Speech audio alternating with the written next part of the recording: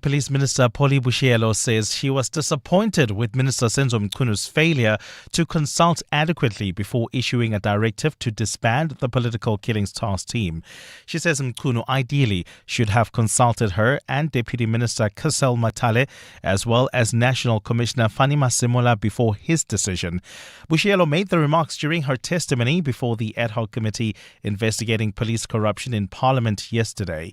Babalondense reports. Deputy Minister Polly Bushielo wrapped up her day of testimony yesterday, where she was questioned about the disbanding of the task team by Senzo Mkunu.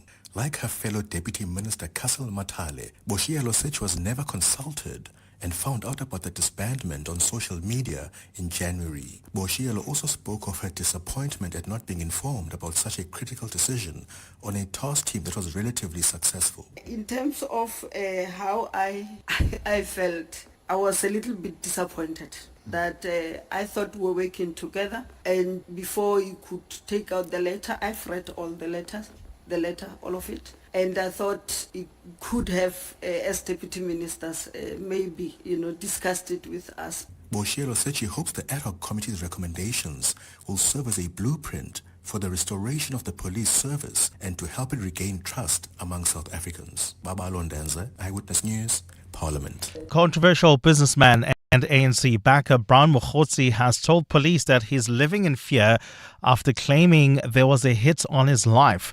Mokgotsi alleges that unknown men in a white bakkie opened fire on his car in Vosloorus on Monday night. Police recovered 11 cartridges at the scene. Ballistic experts yesterday examined the vehicle and collected evidence at the Vosloorus police station. Alfred Mushwana was there. Police allowed journalists to observe as ballistic experts examined evidence linked to the alleged shooting of Brown Mokgotsi. The car was riddled with bullets, with two striking the driver's seat and another the passenger seat. Mokgotsi escaped unharmed. Police spokesperson Athlenda Mate says Mokgotsi told officers that he fears for his life. We are told that he refused to open a case last night, citing fears for his life. But as of now, we are still waiting for the victim, Mr. Brown Mokgotsi, to present himself at the Vosloorus police station. Police have opened an attempted murder case after Mokgotsi refused to open one himself. Alpha Ramshwana, Eyewitness News, Vosloorus. The Johannesburg High Court has ordered the government to implement its national action plan to fight xenophobia. The court yesterday handed down a ruling in favor of civil groups that took legal action against controversial lobby organization Operation Dudula. The court says it is unlawful for Operation Dudula to demand people's identity documents at public hospitals, clinics and schools. Khomozo Modise has more. Government's strategy to fight xenophobia, racism and other forms of unfair discrimination is documented in the National Action Plan. But civil groups such as Kopanang Africa Against Xenophobia and Abahlali Basemjondolo say 5 years since it was adopted, critical aspects of the plan have not been implemented. The court has agreed with the groups that the government's unexplained failures to give proper effect to parts of the plan are an unconstitutional violation of its duties. The court has ordered the government to take reasonable steps towards implementing its own plan. It says this order is consistent with the Constitution. Khomozo Modise, Eyewitness News. And the death toll from Typhoon Kalmagi in the Philippines has climbed to 66. Residents of hardest hit Cebu province have been picking through homes and business devastated by the worst flooding in recent memory. Floodwaters described as unprecedented rushed through towns and cities, sweeping away cars, trucks and even massive shipping containers. Authorities say Cebu accounted for 49 of the fatalities.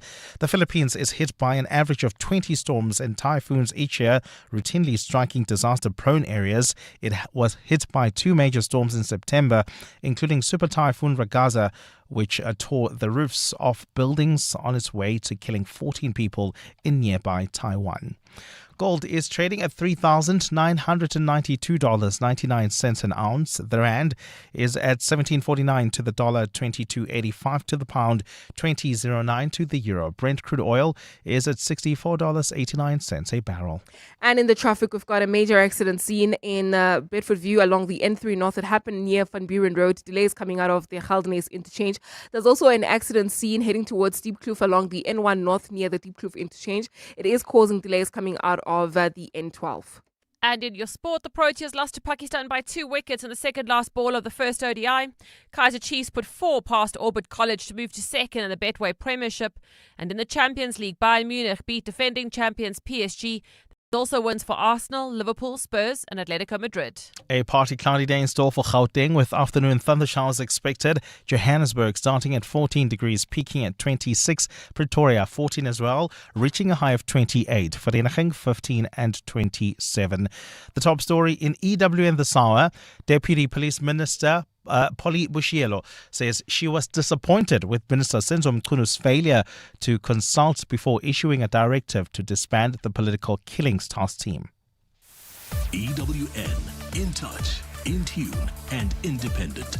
For the latest, visit ewn.co.za or download the EWN app. This is Breakfast with Bongani Bingwa On 702. Let's walk the talk. 6 minutes after 6 o'clock. It's the 5th of November. Remember, the 5th of November. Does anyone pay attention to Guy Fawkes?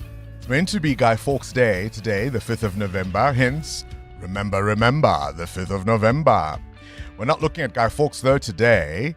But I think a day that will be remembered was, of course, the announcement in Côte d'Ivoire about the incumbent winning over 90% of the vote.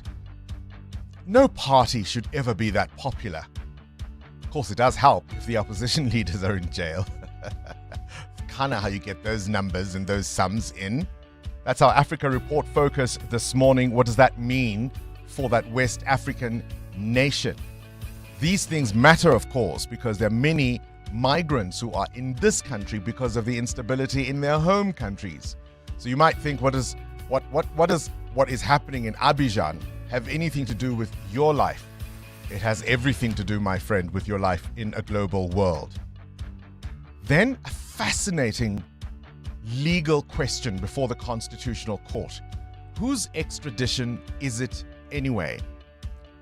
The High Court and the Supreme Court of Appeal have ruled differently about whether it is the NPA or the Minister of Justice that should request for the extradition of a wanted person to come to face the music in South Africa.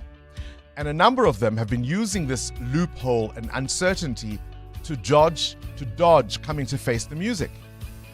We're going to be speaking to the Justice Minister, Mamoloko Kubai, about what that means. Think of all the high-profile names we want here who've escaped. This is Breakfast with Bongani Bingwa On 702. Let's walk the talk. I said to Clement Manyatela, my colleague, yesterday that we are going to be having one more conversation, yet another one, about do we need deputy ministers? What role do they really fulfill? And I said that, of course, ahead of the appearance of the Deputy Minister, Polly Bushielo, who was in Parliament answering questions in that ad hoc committee investigating police corruption in Parliament yesterday. And it's my pleasure, of course, to let you know that I'm not alone on the show this morning. I'm with my colleagues, Amoramila and Muteo Khwaripe. We've got producers Bapelile and Siamtanda taking your calls. KG here starting the clock. Muteo, I'll start with you. Did you watch the Deputy Police Minister, Polly Bushielo, yesterday in Parli? Yes, I did. And the one thing that got me thinking is just how many people that are in government that are getting paid for not doing their jobs. Because she said, and she was at pains to explain to the committee that, you know, her role wasn't clearly defined. So she was at the job for close to a year and didn't have much to do there. But that's the same thing her colleague said. The other Deputy Minister of Police said. Did you watch it, Amo? I did indeed. And I think for me, it was just when she was talking about how she didn't know what the minister was doing. Like certain things would go through to happen without her knowledge. And she, like the public, would be surprised to find out whence they happened. So here's a question. What nicknames do you have for colleagues who are getting the money but not doing the job? Right? What nicknames do you have for colleagues who are getting the pay, the position and the perks, but don't do the jobs? Can I give you some suggestions? You could call them cordless. Cordless. Do you know what a cordless does? They only work for 2 hours. Then they need to be charged again. Oh, come on, Mateo, that was funny. E.T. always wants to go home. Oh, wow. Right? You can call them a Kit Kat. Do you know why you want to call them a Kit Kat? Always taking a break? They're always taking a break. You could call them seaweed because they're always just floating around all day. What about calling them a sensor light? They only work if someone walks past. Or maybe even a wheelbarrow. They only work when pushed. What are your nicknames for colleagues who get the perks but don't do the job? Let's have a listen to the Deputy Police Minister, Doctor. She's even a doctor. Dr. Polly Bushielo, appearing before Parliament's ad hoc committee investigating police corruption in Cape Town yesterday. It was not sent to me. If you can look at the letter, there's no CC deputy ministers or CC whatever. It was just a letter addressed to the National Commissioner by the minister. So it was not sent to me. As I said, I saw it in the social media, and I just thought it was a fake letter. So until the minister, called me and said it is not fake, he wrote the letter. In terms of how I felt, I was a little bit disappointed that I thought we were working together, and before you could take out the letter, I've read all the letter, all of it, and I thought it could have, as deputy ministers, maybe discussed it with us, but maybe as the executive authority, he felt that he didn't want to discuss it with me. But I was disappointed, yes. She was disappointed, and she found out on social media and even thought the letter by the police minister to disband that political killings task team was fake news. That's how out of the loop as a deputy police minister she was. And so that's what she explained to parliamentarians yesterday when she appeared before that ad hoc committee before Parliament. And as you heard in Eyewitness News, she spent a long time completely unaware what her actual job was, but she has the VIP protection, but she has the staff, she has the residences, plural, right? Not the residents. She's got the residences. She flies, courtesy of you, Mr. Ms. Taxpayer, but she doesn't quite know what her job is. What do you call that colleague who gets the perks but doesn't do the work? You're with Bongani Bingwa. 7:02 weekday mornings, 6 to 9 a.m. And 14 minutes after 6, the other big story, of course, coming out of the United States at the moment. Did you know he was actually born here in South Africa? He grew up in Uganda and lived for a long time.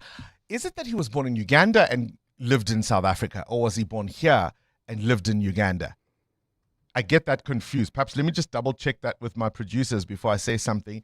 They haven't scripted for me because, we only say what they script. No, I'm joking.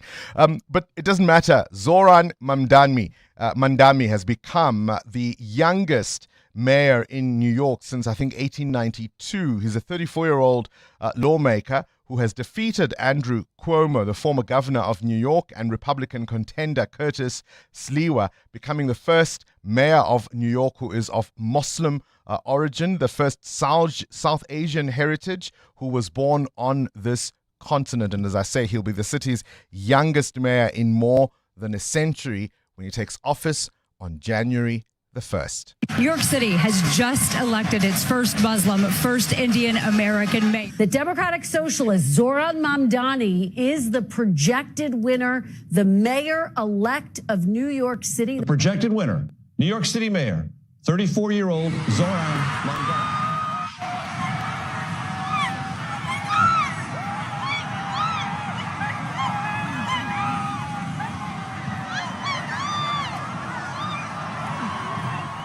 So my producers have just very sternly wagged a finger at me. No, he was born in Uganda and then migrated to South Africa when he was 5. But of course, spending a significant amount of time, the better part of his life, living in the United States. But we've got a little link, nyana, to the new or the next mayor of New York City. President Trump has already weighed in, calling him a communist, saying that he's going to freeze federal funding to New York if Mamdani is elected to New York as a mayor. Well, we'll see, of course, how all of that unfolds. Let's walk the talk.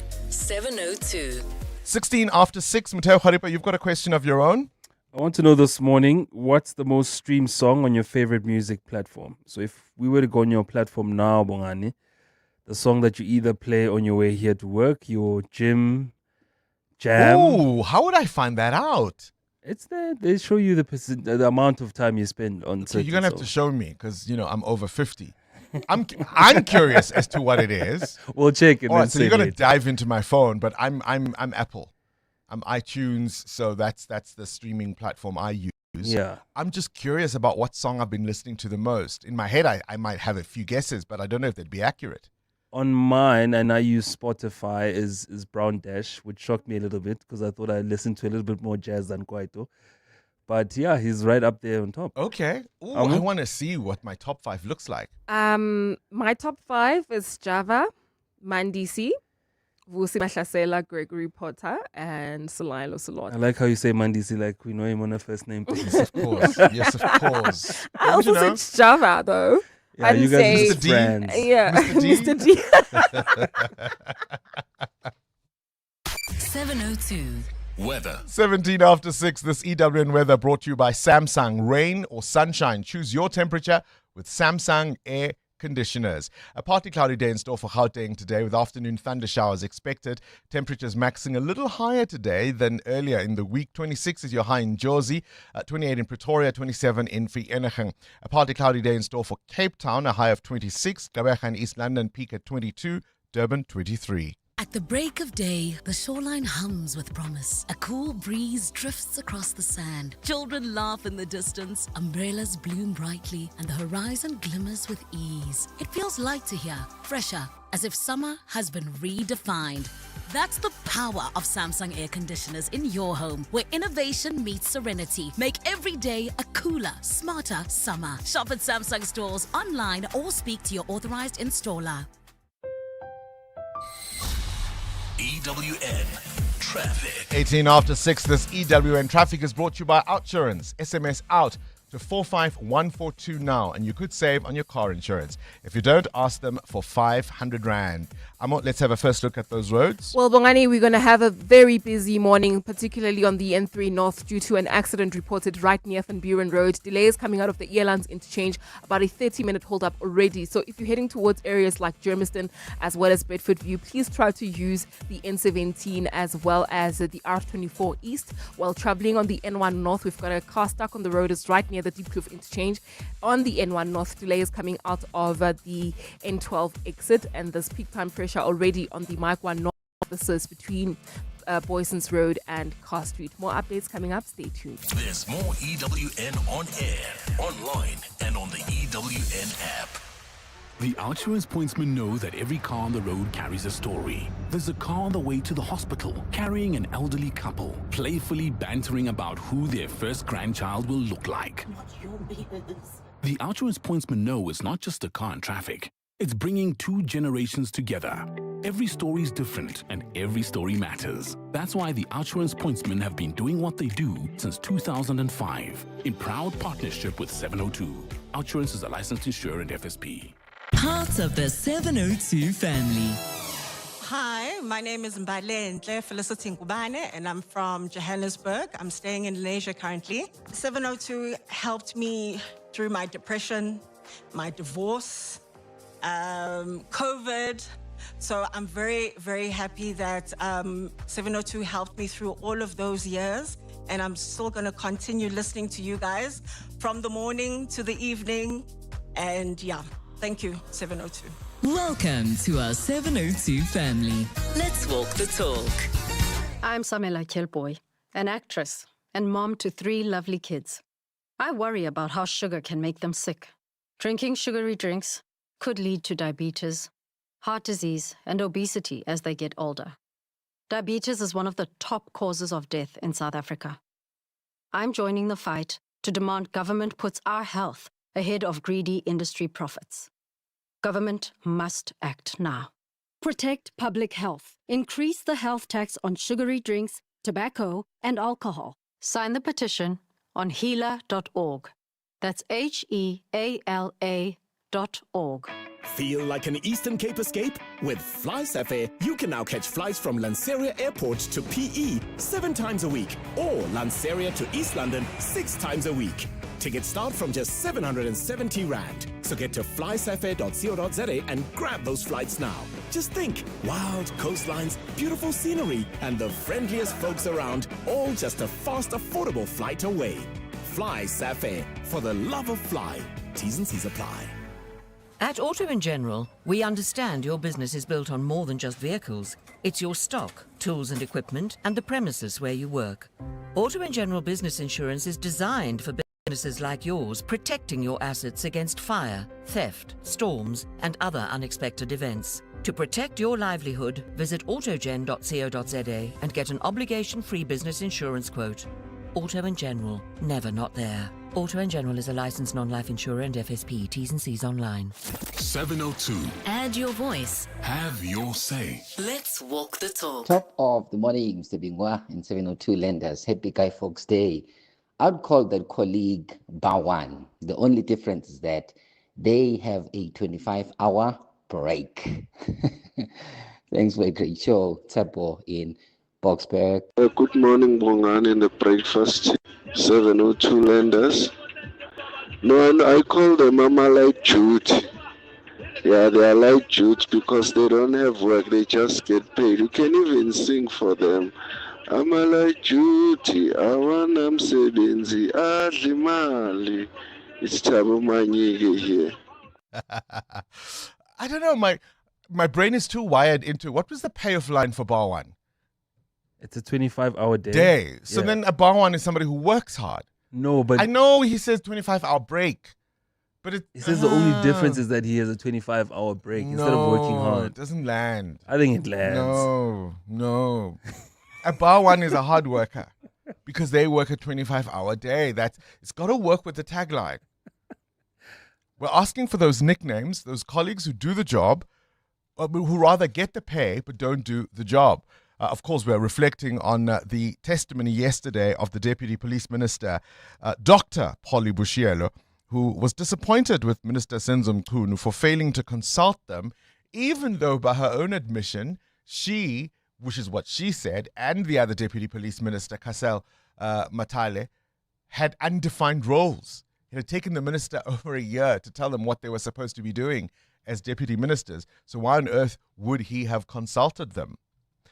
So the nicknames so far that I've got that I think work: E.T. always wants to go home. Kit Kat always taking a break. Seaweed just floats around all day. The sensor light only works if somebody walks past. And the wheelbarrow only works when pushed. Start your day with Bongani Bingwa on 702. Let's walk the talk. 24 minutes after 6 o'clock now. Let's take you to the George municipality in the Western Cape. They are going to face some tough questions behind the findings of a surprise decision to withdraw a nearly 10 million rand claim against the owners of that collapsed Victoria Street building that claimed 34 lives in May last year. Do you remember that one? That announcement, of course, has come as news breaks that the disaster site will go under the hammer later this month, with liquidators hoping to recover their losses. But here's the twist. Whispers are suggesting that land could soon be transformed into apartments, leaving many victims' families and community members heartbroken and furious. Watch out for that one today. Former U.S. Vice President Dick Cheney has passed away at the age of 84, leaving behind a complex and controversial legacy. There are many, of course, who are Americans who would remember him for his service under President George W. Bush as vice president, playing a pivotal role in shaping the post-9/11 world, a chief architect of the war on terror and one of the chief advocates for that Iraq invasion.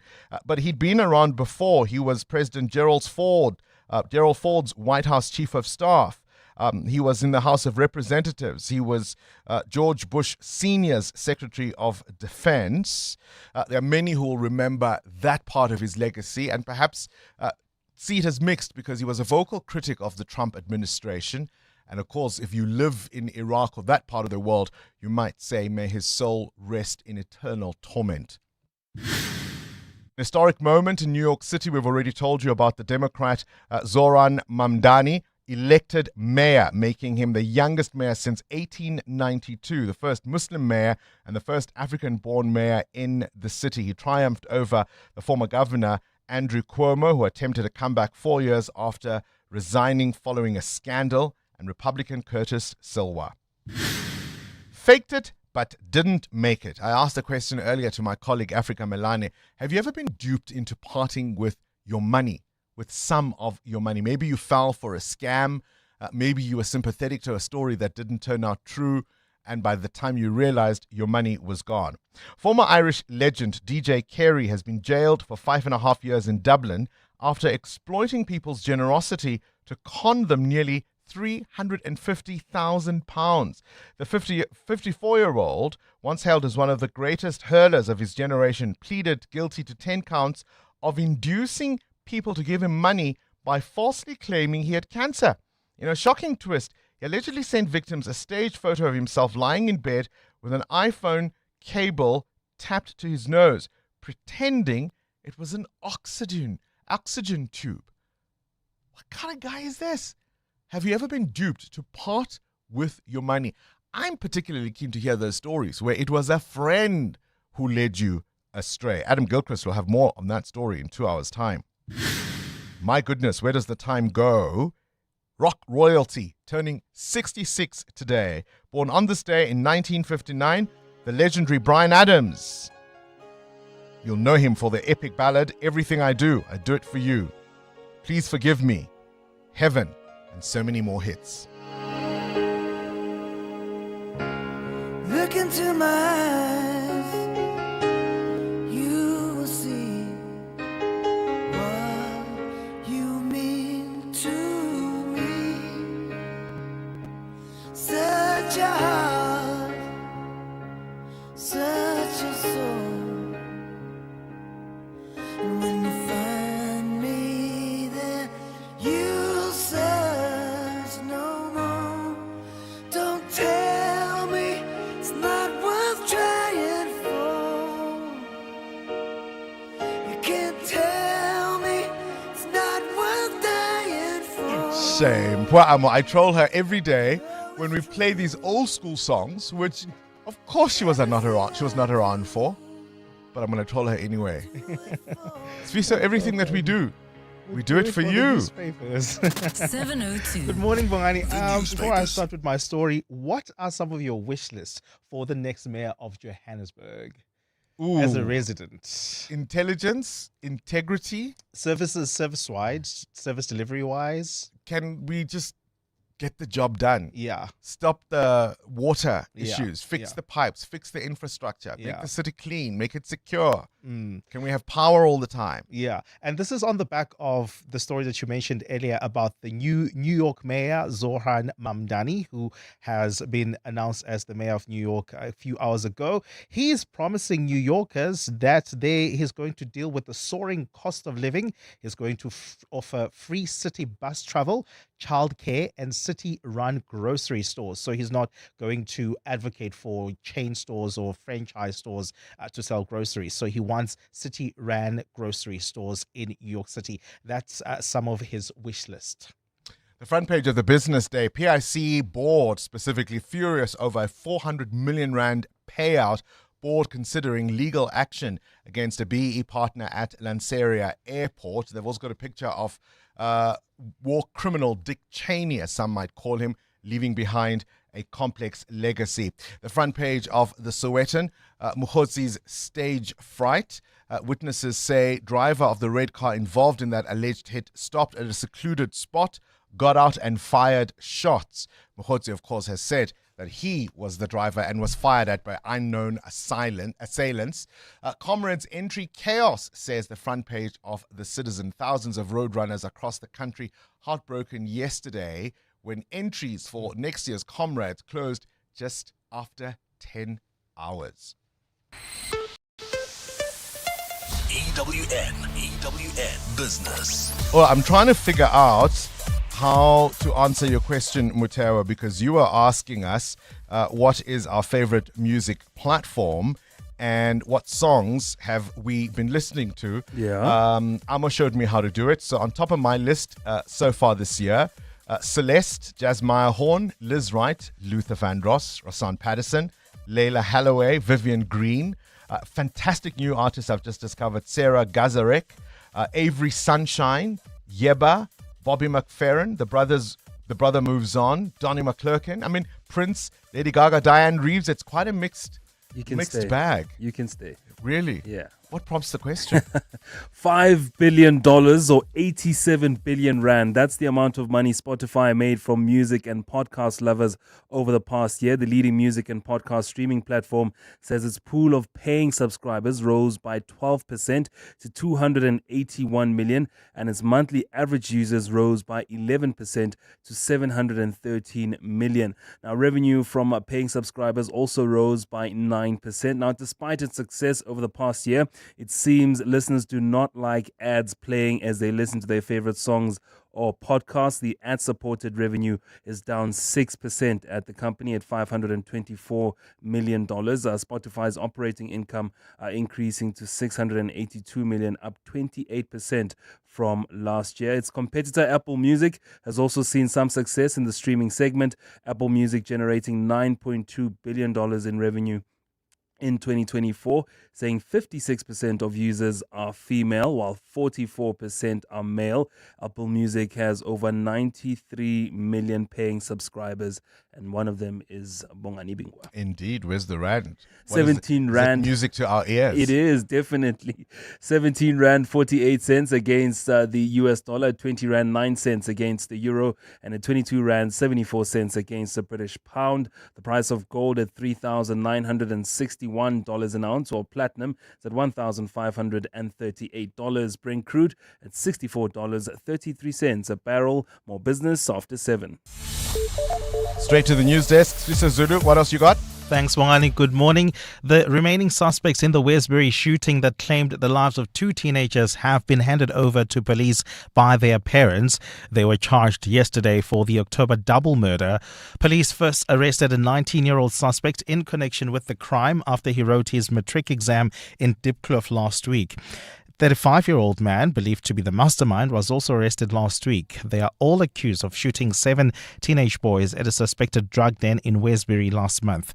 Police spokesperson Brenda Moridili says they found all the suspects. The 17-year-old has been taken to a place of safety as per the Child Justice Act, while the 19 and 20-year-olds are in custody. They will join the first 2 accused before the Johannesburg Magistrate Court on 6 November 2025, facing charges of double murder and 5 counts of attempted murder. The possibility of more inmates being involved in the planning and execution of a violent attack on prison officials at Paulsmoor Prison has not been ruled out. This was revealed by National Correctional Services Commissioner Mokgotsi Tobagale, who visited the facility yesterday. His visit comes a week after a stabbing attack that left 3 inmates dead and 2 prison officials injured. Tobagale says 5 prisoners were involved in the attack, but only 3 executed the stabbing. He says the other 2 inmates have been moved to another facility. There are these 3 and there were the other 2 that were with them. As to how many were part of the planning, and those details we will confirm when we release the investigation report. Tobagale says they believe the attack is gang-related and a retaliation of stricter measures that have been put in place. We are intervening, and this is what comes across as a response from the inmates and especially the gangs that are trying to operate here at Paulsmoor. And New Yorkers have elected young Zoran Mamdani as their next mayor.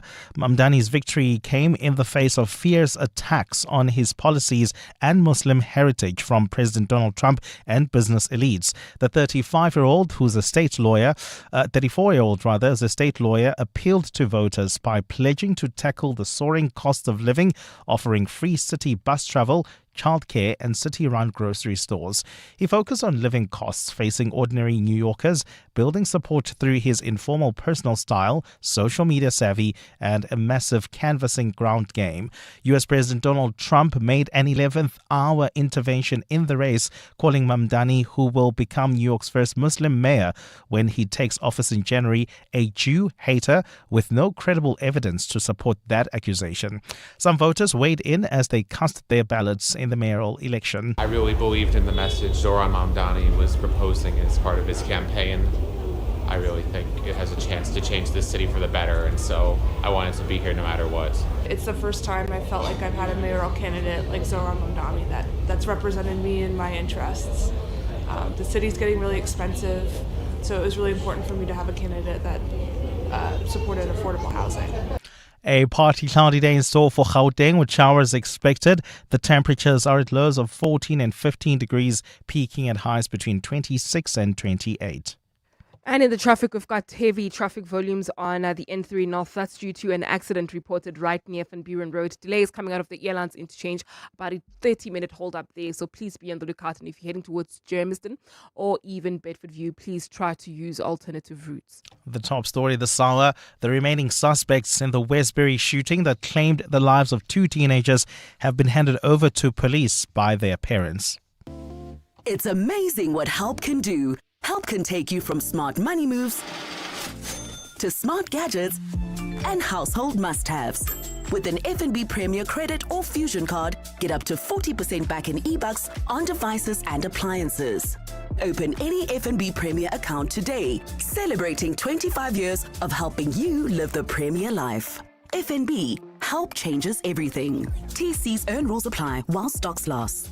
FNB, a division of First Rand Bank Limited, an authorized financial services and credit provider. For news on South African industry and mining, Creamer Media's Engineering News and Mining Weekly has you covered. Click through to Creamer Media's Engineering News each day for the latest on the people and companies shaping the energy transition and South African industry. Keep your finger on the critical minerals pulse by visiting Creamer Media's Mining Weekly. For deeper insight, subscribe to the Engineering News and Mining Weekly magazine, out on Fridays. Creamer Media, current, credible, comprehensive. Are you looking for the best spectacle and sunglass deal? With Specsavers buy one, get one offer, you get great value for money. Get a free pair of branded single vision prescription sunglasses up to 3,300 Rand when you purchase a comprehensive eye examination and spectacle frames with lenses on your first pair. The best part? Choose from top brands like Police, Hugo, Under Armour, Tommy Hilfiger, Red Bull Spect and more. Affordable eye care? Specsavers. T's and C's apply. 702. WhatsApp Bongani on 072 702 1702. Hey Bongani, I remember when I first started work this year, my manager was not giving me work. So I really didn't know what my role was, and it was so frustrating going into work and not really being given some stuff to do, a role to do, stuff to make me learn how the systems at my workplace work. I'm not going to say the workplace's name, otherwise it will make it obvious, but it was frustrating.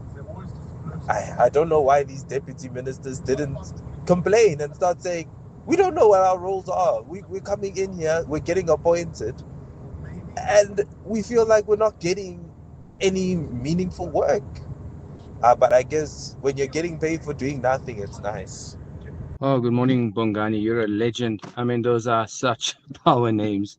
So well described. Sensorlight, that's a brilliant one. And wheelbarrow only works when it's being pushed. Excellent. Have a good day. Hi, Bongani, Kit Kat. See them. But on a serious note, I think we need to be fair to the deputy ministers. They did not appoint themselves. The people to be ridiculed here are our president and his GNU partners. I think you're being too generous. You're being way too generous.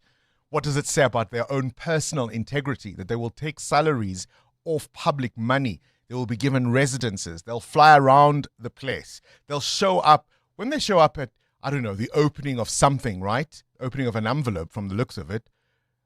They're there and given titles, deputy minister this. They've got security detail. All of this costs the taxpayer millions and millions of rands. And they have the gall to show up in parliament and say, well, you know, nobody quite told me what my job is.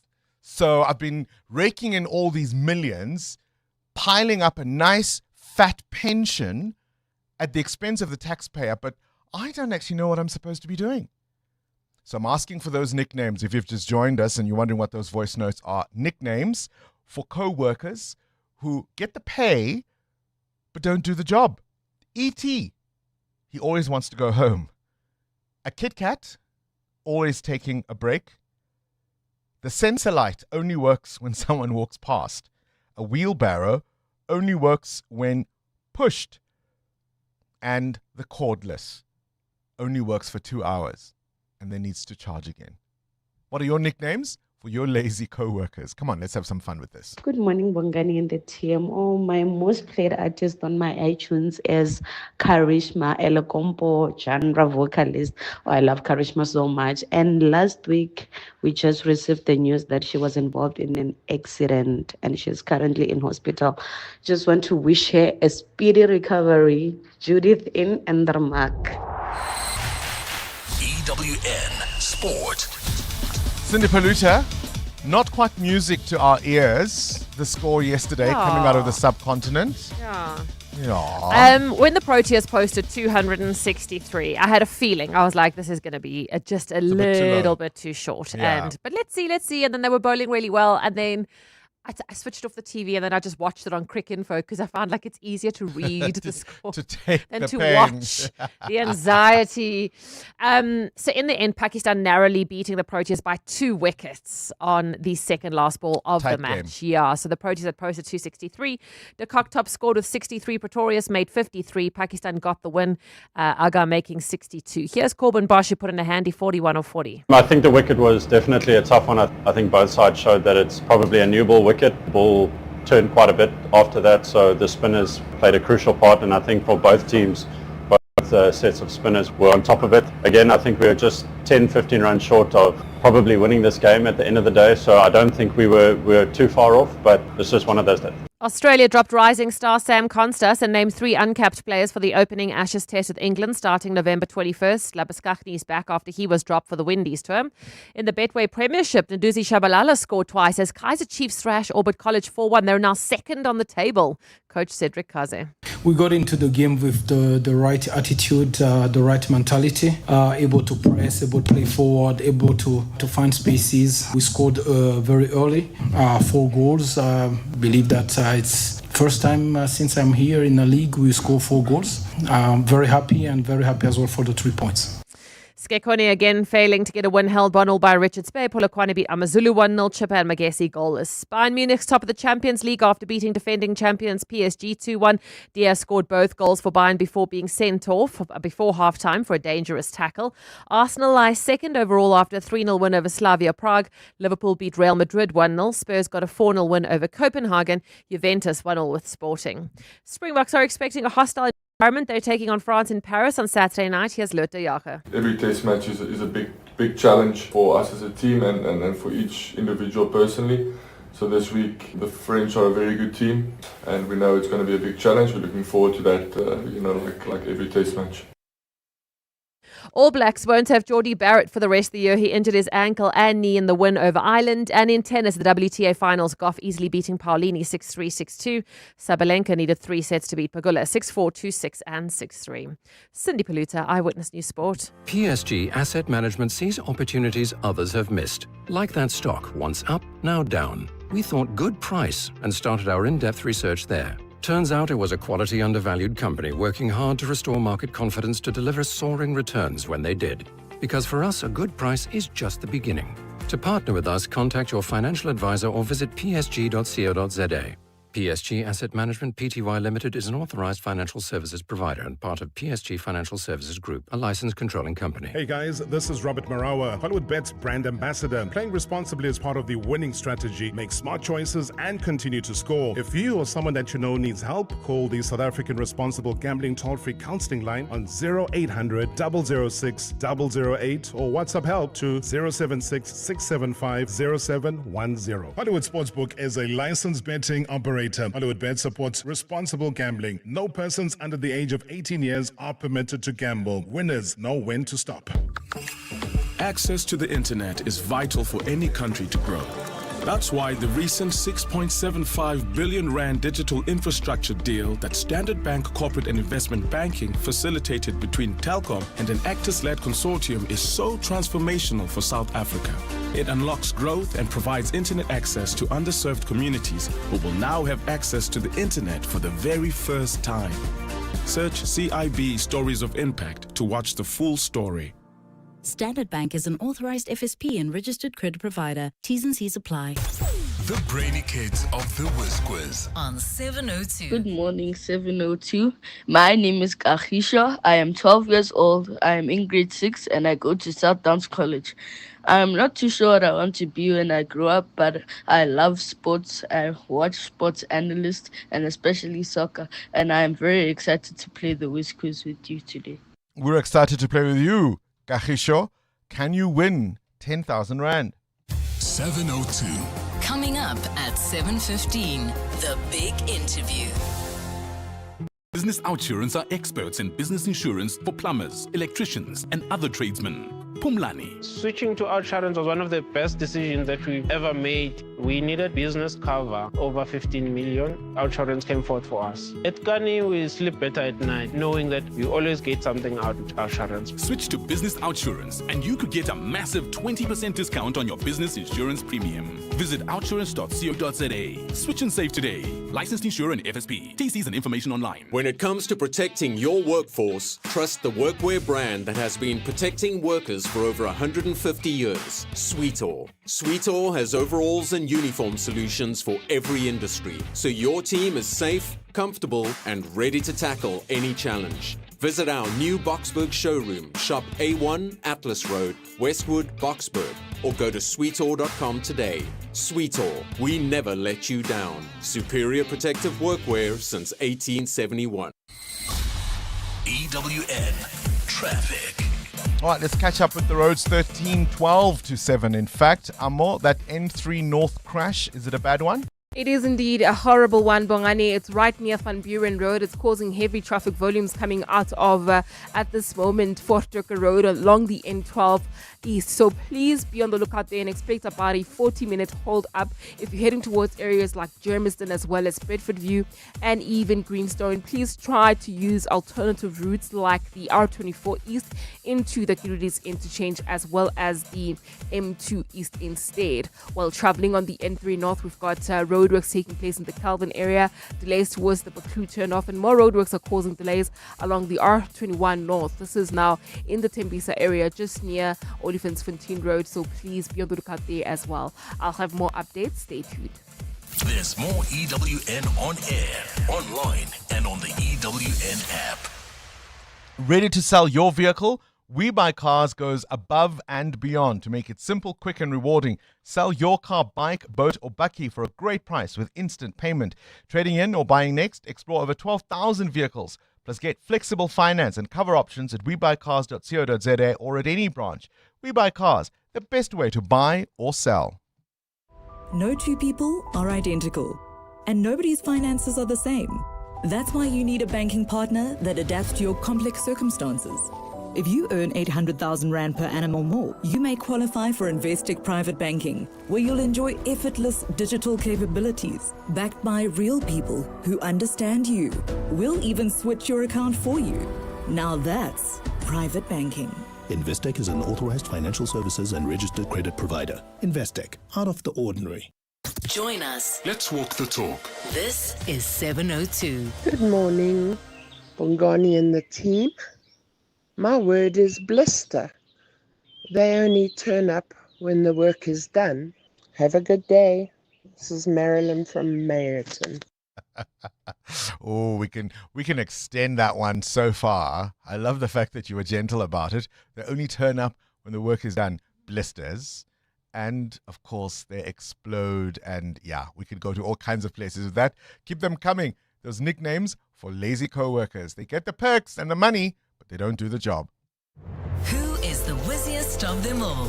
It's the Whiz Quiz on 7. All right, today we're playing with 12-year-old Kagisho, who loves soccer in particularly and football analysis. Not quite sure what he wants to do with his life later on in life. Kagisho, are you ready to play? Yes, I am, Uncle Bongani. All right, let's give it a go. KG, will you kindly start the clock? What is 9 times 9? 81. Correct. Spell the word someone. SOMEONE. Correct. On which continent is the country Mali?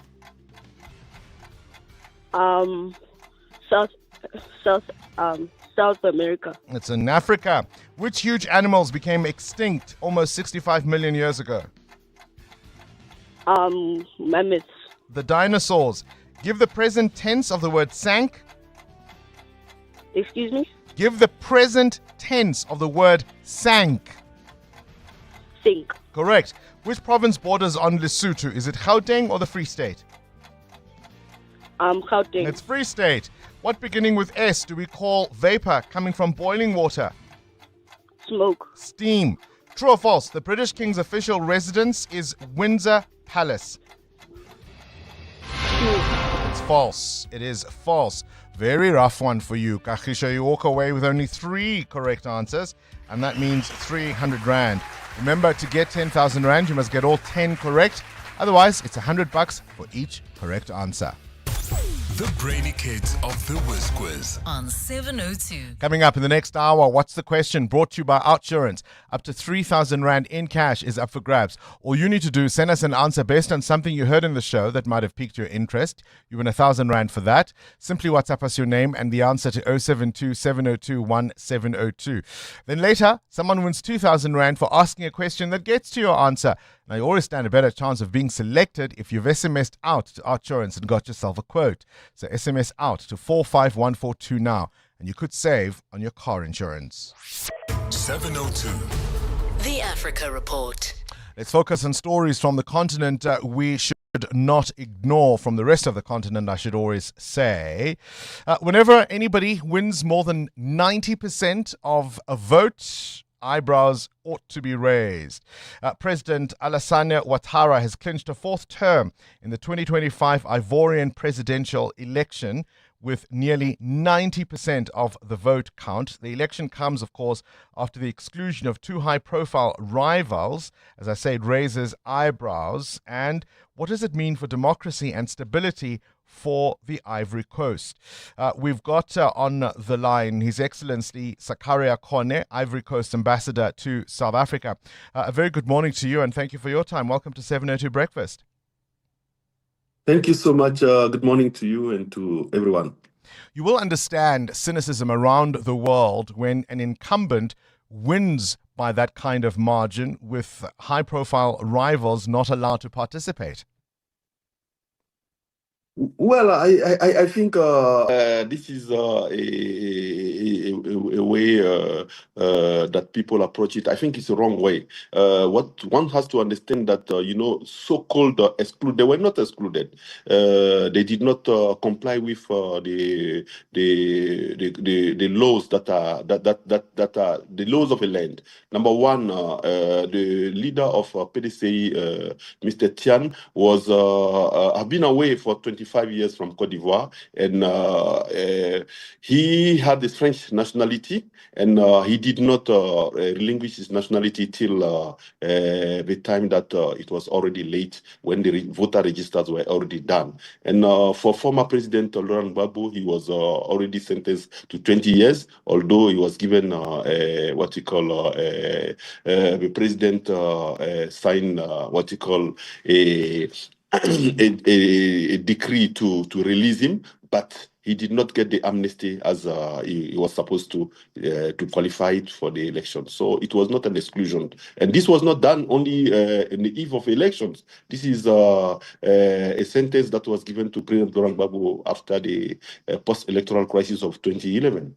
So I think the conviction of the former president perhaps is clear enough, but many critics will also point out to the concern of President Ouattara running now for a fourth term. Well, people will say that, this is a debate that, that will go on forever because President Ouattara was the choice of the Ivorian. And when we say that the third term, do we want the development of a country or do we concentrate on the terms of president? I think we need to make an analysis of that and see what is right and what is good for a country. A country will decide what direction it wants to take and what is good for itself. If we want to make a comparative studies on so-called democracies and where they talk about the two terms and it ends, and stability and development in those so-called democracy on the continent, we can compare. Côte d'Ivoire, since 2011, has been, the economic has been growing at not less than 6%. Today, you got almost 100% national coverage of electricity, clinic at 5 kilometers, schools everywhere, clean waters. Côte d'Ivoire is today one of the leading economy. Ambassador, the record of the country is clear enough. For a long time, it was seen as one of the beacons in West Africa in terms of stability, but for that obviously to continue, and we've seen what happens when that is easily threatened before.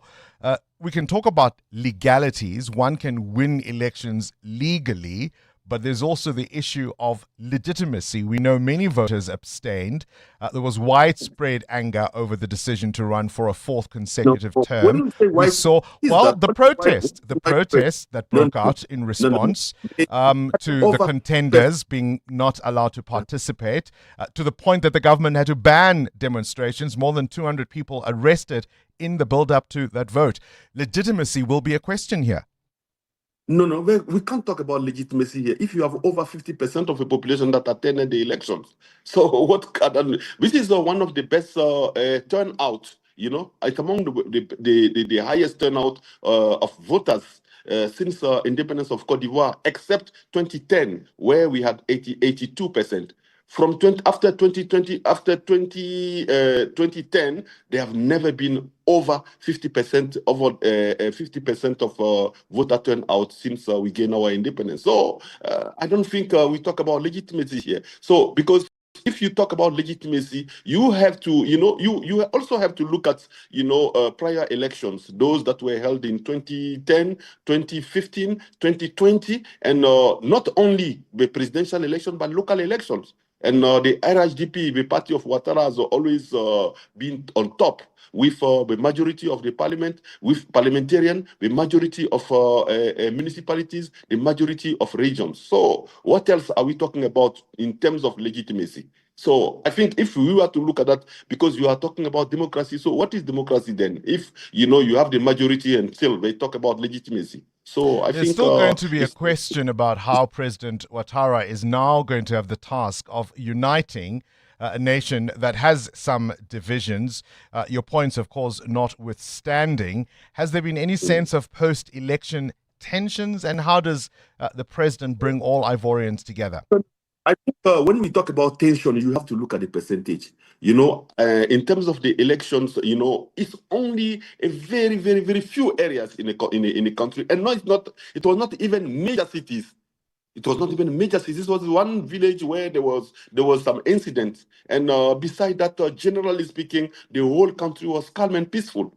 So when you talk about reconciliation, Ivorians are not divided. I'm sorry. I want to take the example. You have a diversity. If you come to the embassy, almost every region is represented, and we live peacefully. There's no problem. Ivorian, the people among themselves, there has never been a problem. People are fine. They are going by with their life. So there is this propaganda on the media and social media. Some people sitting in France or out of the country that are propagating wrong information and and this seems to be like, it is the truth. It is not. And I want to invite you to visit Cote d'Ivoire, and then you will assess for yourself whether people are divided or not. There is no such. People live correctly, they live in peace, in harmony in Cote d'Ivoire, except some few politicians who don't want to reconcile, who always are crying because they want power. If they don't have it, I would not reconcile.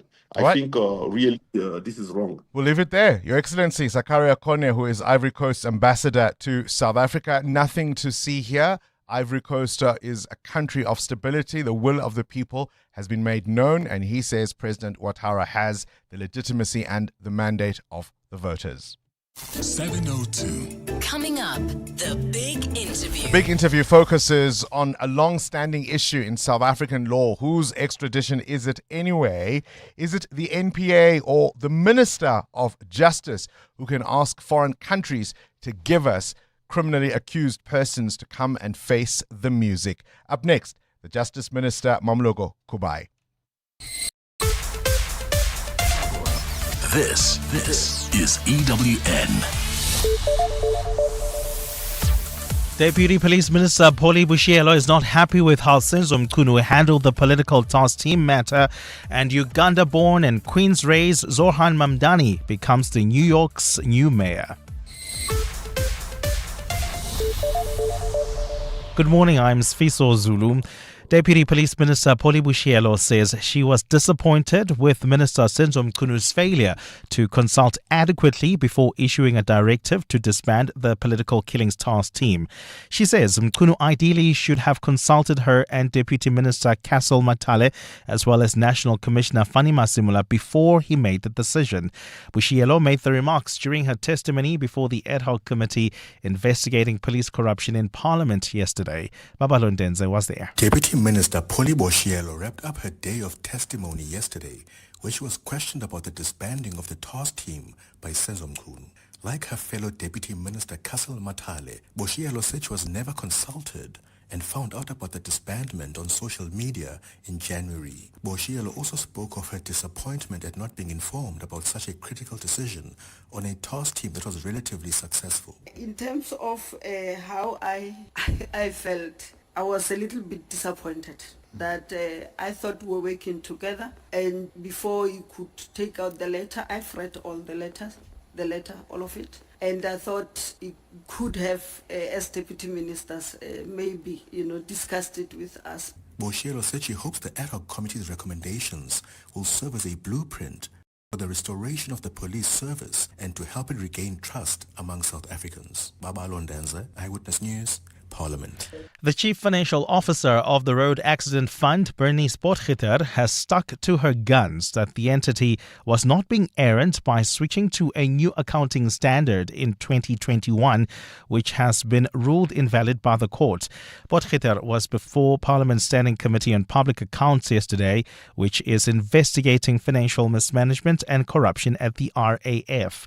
She says for years, the fund's liabilities, believed to be around 500 billion rand, had been overstated, and that the fund had just completed its latest financial statements, still using the disputed accounting policy. Lindsay Tentlinker reports. The Road Accident Fund has spent almost 11 million rand in its legal battle with the Auditor General over the change in its accounting policy, which reduces the fund's liabilities by not including claims that have not yet been valued. But Chief Financial Officer Bernice Potgieter has insisted the fund did not defy the Accounting Standards Board when it moved to the new policy, determined to be more suitable for a social benefit fund. If at this point the ASB had given us an indication that we were not allowed to use Ipsos 42, we would not have moved. But they certainly didn't say so. Meanwhile, after several officials have over the past year dodged Scopa on where the fund invests its money, Chief Investment Officer Sefotla Modiba finally came clean. Yeah, the money is with the CPD. The Corporation for Public Deposits is a subsidiary of the Reserve Bank. Modiba said the reluctance to reveal where the fund's money is saved was to protect it from having its bank accounts attached by disgruntled claimants. Lindsay Dentlinger, Eyewitness News, Parliament. The Electoral Commission has issued a stern warning against political parties that disturb its voter education programs. Without naming the organizations involved, the IEC says there have been incidents where its members were harassed while on official work. The Commission held a media briefing at its headquarters in Centurion yesterday to update the public on its preparedness to host the upcoming local government elections. The IEC's Mawitu Moseri. We've observed a number of incidents which we're not sure whether they are deliberate, planned or intentional to interfere with the work of the Commission, particularly our civic education activities. And in New York, New Yorkers have elected young leftist Zohan Mamdani as their next mayor. Mamdani's victory came in the face of fierce attacks on his policies and Muslim heritage from President Donald Trump, business elites and conservative media.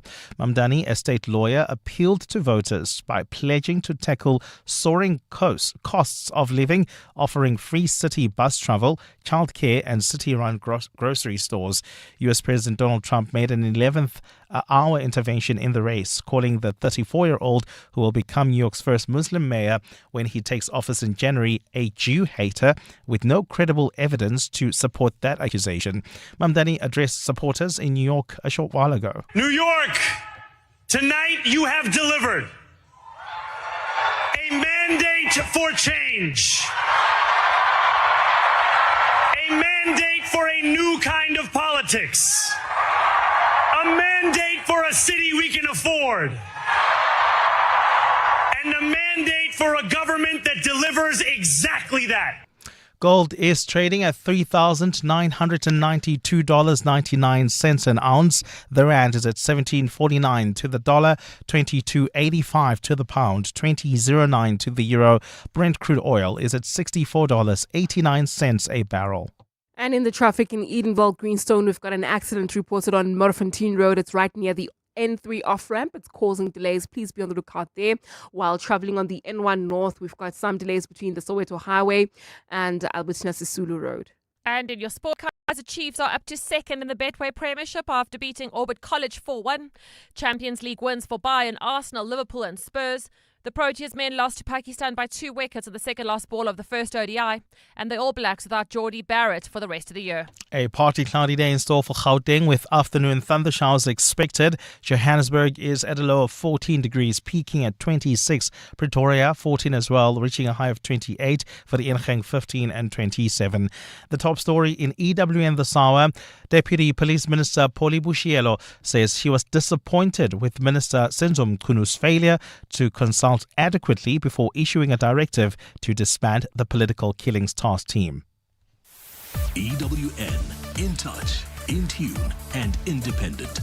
For the latest, visit ewn.co.za or download the EWN app. This is Breakfast with Bongani Bingwa on 702. Let's walk the talk. 8 minutes after 7 o'clock. I said yesterday to Clement Manyatela, whatever the Deputy Police Minister, Dr. Poli Bushielo, would say as he appeared before that ad hoc committee investigating police corruption in Cape Town, it would yet again raise the question of whether or not we need these deputy ministers. I don't believe I was wrong. How do you earn millions, have protection, are given residences, fly all over the show, and you yourself can't quite describe your role? You are waiting for someone to tell you what it is you are supposed to be doing, but you take the money anyway. And I think it's going to raise that question once more. This is Breakfast with Bongani Bingwa on 702. Let's walk the talk. Perhaps let's move away from the ad hoc committee and go to the Madlanga Commission of Inquiry in Pretoria yesterday. An extraordinary moment where we heard from the crime intelligence boss, Major General Dumisani Khumalo, telling the commission that a certain Stuart James Sharnick, who was a convicted car hijacker with 18 convictions, is in fact the personal protector of the suspended Deputy National Police Commissioner Shadrack Sibiya. He even pointed to a moment where Sibiya was before Parliament and They froze the screen, and this man says, you see, that guy there behind Sibiya, he's got all these convictions for these violent crimes. It was really an unbelievable moment. Have a listen. The figure in black pants on the right, it is the Deputy National Commissioner, Lieutenant General Sibiya. So a quick profile of the owner of the car. As I've mentioned, Mr. James is having a total of 34 cases. He was found guilty on 18 of them, and 11 were withdrawn, and 5 he was found not guilty. That is the profile as per our systems. On the picture is the day the Deputy National Commissioner was appearing in the ad hoc committee with the same gentleman, owner of the car, acting like his close protector in the highest offices of government for 2 days. So he was then asked by one of the commissioners, Sandile Khumalo, if this guy is the Deputy National Commissioner's protector, is he employed by the South African Police Service? So my last question is, when you say this gentleman that we see in CJC 32 is a personal protector of General Sibiya, how do you know that? And personal protectors of commissioners employed by SAPS? Is this gentleman employed by SAPS, or is he a private individual? Okay.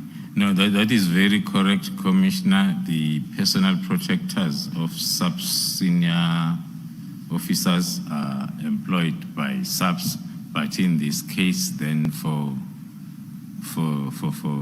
different reasons, then it's not the case. This gentleman is not employed by SAPS? Is not employed by SAPS. The country's number 2 cop has a personal protector who's not employed by the police, convicted as a carjacker, 18 convictions.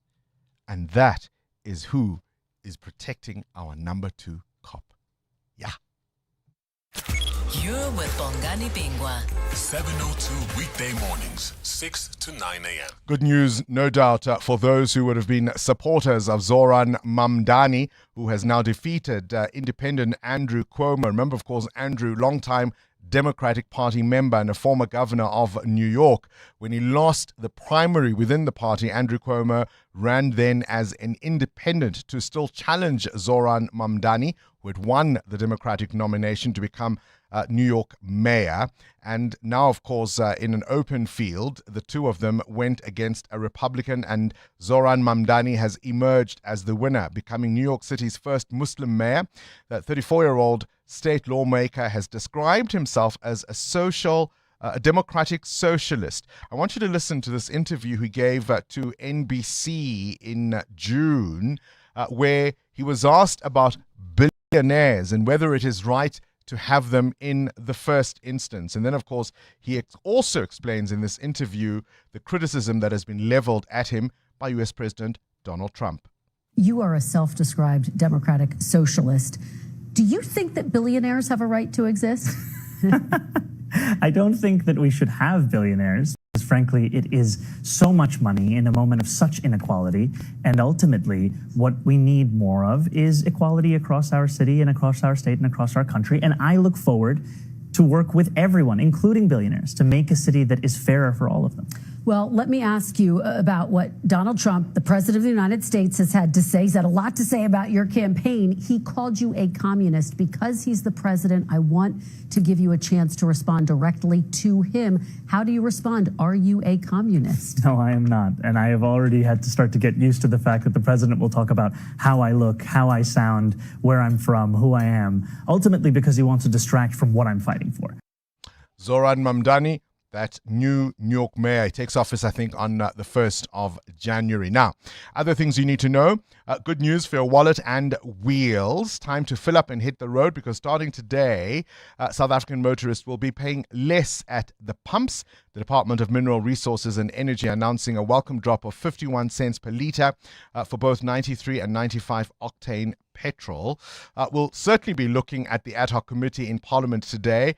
Acting Police Minister Feroz Kashalia will be facing the music from MPs this morning.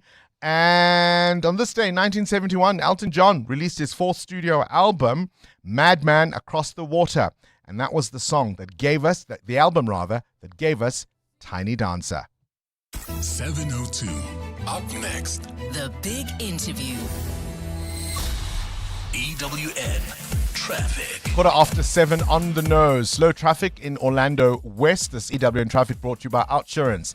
SMS out to 451442 now, and you could save on your car insurance. If you don't, ask them for 500 Rand. Amo? Yes, Bongani, that's on Klipspruit Valley Road towards the Soweto Highway off-ramp. So please be on the lookout there and expect about a 10-minute hold-up. If you're traveling on the N1 north towards Roodepoort, delays between the Soweto Highway and Albertina Sisulu Road. There's also queuing traffic in Roodepoort along Dobsonville Road approaching Main Reef Road. This is due to an accident along this route. So please be on the lookout there and expect heavy traffic volumes this morning. I'll have more updates for you. Stay tuned. There's more EWN on air, online, and on the EWN app. The Outsurance Pointsman can't help you with your job interview, but they can ease traffic congestion so you get there on time to be cool, calm, and collected. With Outsurance Pointsman on the roads for the past 20 years, we can all get where we need to be quickly and safely. Outsurance really means it when they say you always get something out. In proud partnership with 702. Show them some love online using hashtag PointsmanLove. Outsurance is a licensed insurer and FSP. 702. The Big Interview with Bongani Bingwa. 7:16, on to this now. Whose extradition is it anyway? Who should apply to bring back accused persons to face justice in South Africa? Is it the National Prosecuting Authority or the Justice Minister?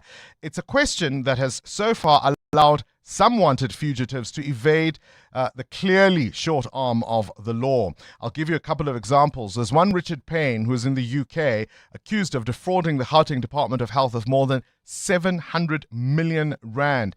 And despite a decade of investigation, he is still not here. You'll remember the former ANC Secretary General Esma Hashula's former personal assistant, Muruadi Cholota, extradited to South Africa in August last year in connection with that 250 plus million asbestos scandal, including charges of fraud, corruption, theft and racketeering. That was the spanner in the works in that case.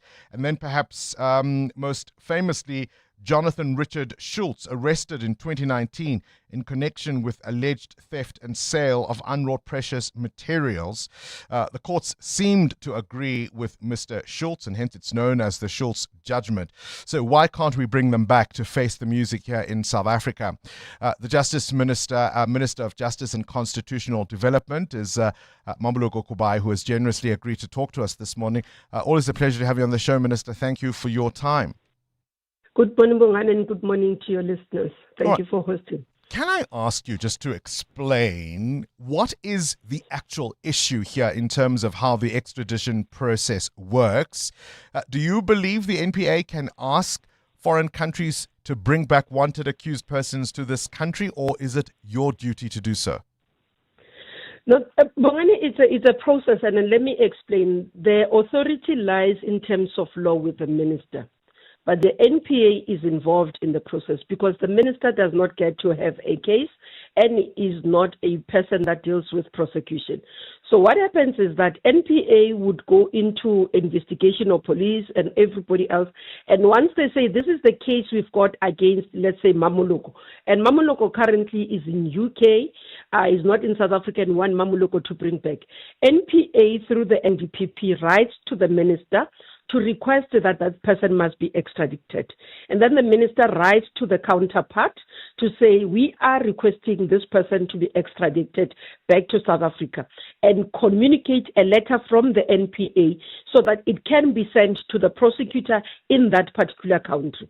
And that process allows for the NPA in the country and prosecutors on the country that we are trying to extradite person to interact and be able to do the operational work to bring that person back. So they would have that prosecution in that country going to court with the documents supported by NPA with their case to be able to fight that case in court in that country to bring that person back. So we now have a scenario where in December last year, the Supreme Court of Appeal overturned an earlier decision by the High Court in Pretoria, hence the so-called Schultz decision, when it said that the Extradition Act of 1962 doesn't explicitly give the NPA the authority to make these extradition requests. Do we now, if the Constitutional Court agrees with the SCA, do we have a real risk that almost every person who's been extradited according to that process will then say that was invalid? No, there isn't really a risk. The issue, what we were trying to do, and let me explain, Bongani, not all the extradition were not done with a signature, with a letter from the Minister of Justice in South Africa to another country. So you'd find that there was not a uniform application, so it was at operational. So they would do a submission to the minister. Minister would have sight of it and agree, but not do the letter. So you'd have sometimes the letter based on whatever the reason that particular minister would feel. For example, the previous minister would have delegated to the DG to say, I delegate you to be the one that signs the letters. So then the court says, no, it shouldn't be anyone else. It must be the minister. And then it would be in other ministers previously would say, no, because this is more prosecutorial matter. And it was an issue of interpretation, not negligence. And then that minister would say, NPA, I'm delegating. Sure. Now the court says, no, you can't delegate those powers. You must actually make sure that you sign the letter to be able to say this is what has happened. And what we had to do is to look at all the cases that we have across. I have had to rectify some of them, sign the letter confirming that I am aware of this case, and I am confirming that as the executive authority, as the minister, I am confirming that should be done. We had to do the same with a matter that relates to AKA case in the Swaziland. I signed an affidavit, and then that was seen as not sufficient. We had to ask Minister Ramula to do an affidavit, and that affidavit was deposited to say, as the executive authority, he was aware and he authorized. So that's the issue that we are dealing with in terms of rectification. What we are in court for is to say, can we not apply it retrospectively? Because if it means retrospectively, it means we must go to all the cases then, as it started, to look at all of them individually, whether they've been successful, whether they've not been successful, whether they've been done already or they're still in process, to be able to rectify. We do think that is an administrative nightmare that would have to go through, but if the court says we must go through it, we will do it. But we do believe that the current cases that we have before the courts are sufficiently covered, and we are doing the redress. The reason I asked that question, I understand not all extradition cases are necessarily applicable in terms of the discussion we are having, but we've also seen the submissions of the National Director of Public Prosecutions, in fact, even the suspended Gauteng DPP making that argument that this could be devastating in terms of what our justice system will be open to if all of these cases then are suddenly up for review. But of course, we don't know which way the Constitutional Court will rule. But if they were to agree with the SCA, that's the likely scenario, isn't it? Yes, if they were to agree, it will mean that we've got to look at all the issues. But we've started to put mechanisms to say, can we be proactive? As I say, those that are before the courts across the world, we are already addressing them. Our biggest issue is already those that, for example, we have already extradited people whether coming to South Africa back or taking them out of South Africa, because it's two ways. There are those that other countries would have requested for us to do, and we do think that this will have an impact not only in terms of criminal procedure, but the impact on the face of the country, because it can lead to embarrassment of South Africa to the world. So we have seen many high-profile, or at least a number of high-profile extradition matters not going our way. And you can mention the Gupta brothers, you can mention Pastor Bushiri, and of course the recent decision by a Malawian court to overturn his extradition to South Africa. A lot of, as far as the public is concerned, this is not something that's making the Justice Department, and particularly the NPA, seem like you're shining here. No, look, there are quite a number of them. I can tell you per month, I don't deal with less than 15 applications in different angles. Whether we're supporting another country to extradite, there are many that we are extradited. There are various reasons why between countries would not be able to extradite. For example, I would have a country that requests to extradite. I might not approve as the minister because the constitution, and one of the reasons why I would not approve is on the basis that they've got to give me guarantee as the minister and the country that they will not execute the person. For example, the countries that have death penalties. Yeah. The constitution does not allow us to extradite. And those people will still remain in the country while we're doing the same. So even ourselves, when we request extraditions in other countries, there would be certain laws that we've got to comply with. And those, they differ from country to country, Bongani. And that's why the issue of extradition is not just an easy one. Hence, one of the approaches to say, I am frustrating the mutual legal agreements across the country with number of countries where we think that we would have issues with in terms of relations. So, for example, when we wanted to extradite the Guptas, there was no agreement in terms of mutual legal assistance between ourselves as South Africa and the country. So it then becomes very difficult to do such a process. Whereas when you have an MLA in place, we call it an MLA, when you have it in place, it's easier to fast track in terms of extradition. With the case of Malawi, I can say that I'm not so sure what the courts are doing there, and we said we will understand, but from preliminary that I'm seeing, they've gone opposite of what should be. And I would have to take it up with the Minister of Malawi. Do you suspect foul play, the minister? Sorry to come in there. It's just Bushiri not himself. normal what I'm seeing here. Yeah. Because they are not supposed to pronounce on the charges. It is South Africa that has charges against the couple. It's not them. So the case is with us. These people are on bail. What we needed to do, one, in terms of mutual, because there's framework in terms of mutual legal assistance. And where we are sitting in South Africa is that we've met those legal requests. We've met those minimum requirements. Actually, we have beyond minimum requirements. What they needed to do is to agree with us to extradite, because we've proven that there's a case before the courts.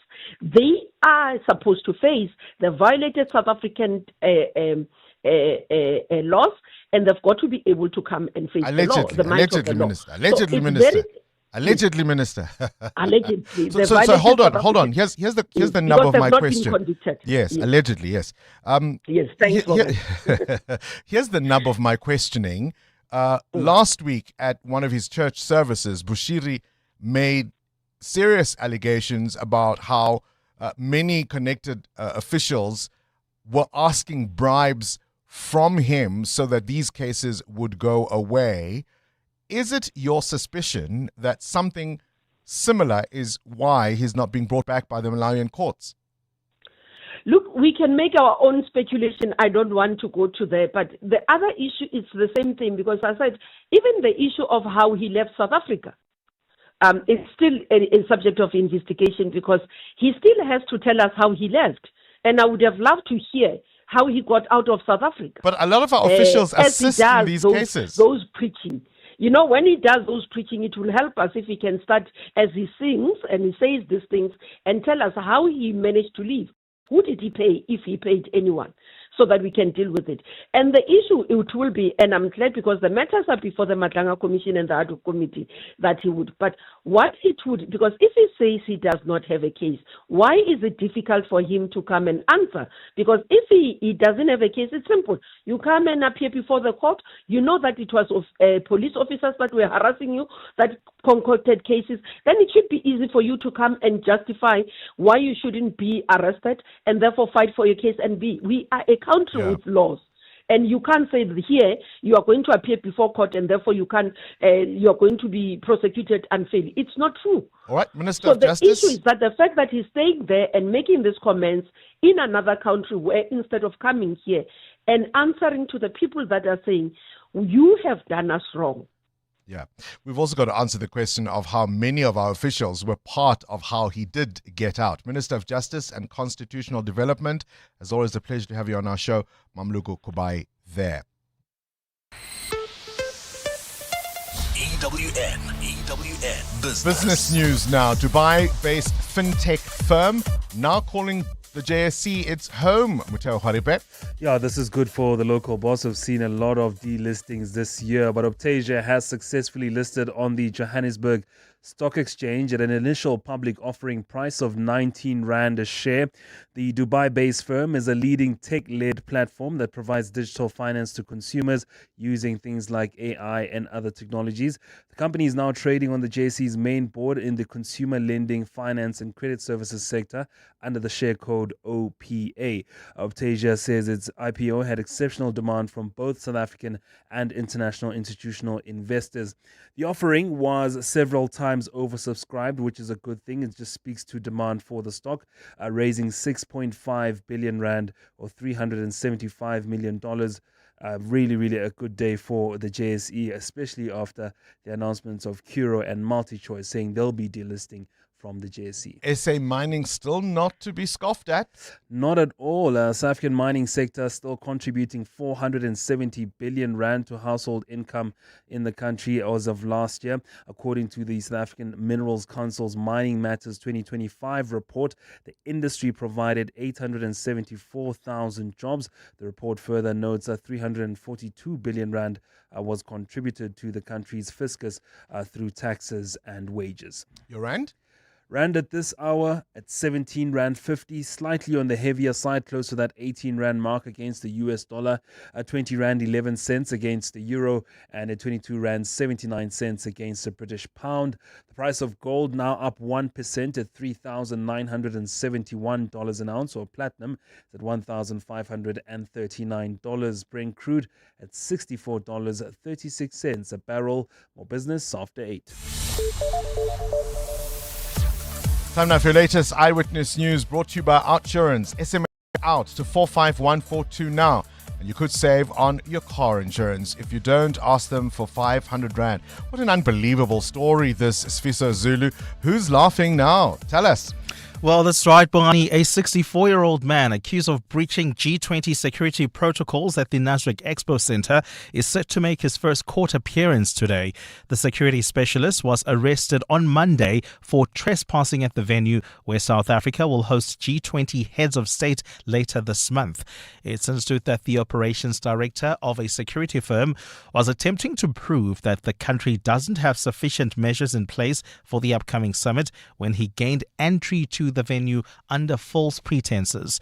Gauteng Acting Police Commissioner Fred Kekana says while the man has only been charged for trespassing, he may face additional charges. It's more severe because it's at a place where it's classified, security tight. It's not supposed to have been at that place. Currently, we are still busy with further investigation. Kekana says lawlessness will not be tolerated. Our safety plan, safer city plan, and our plans to ensure there is no crime incidents happening are in place, and we are ready.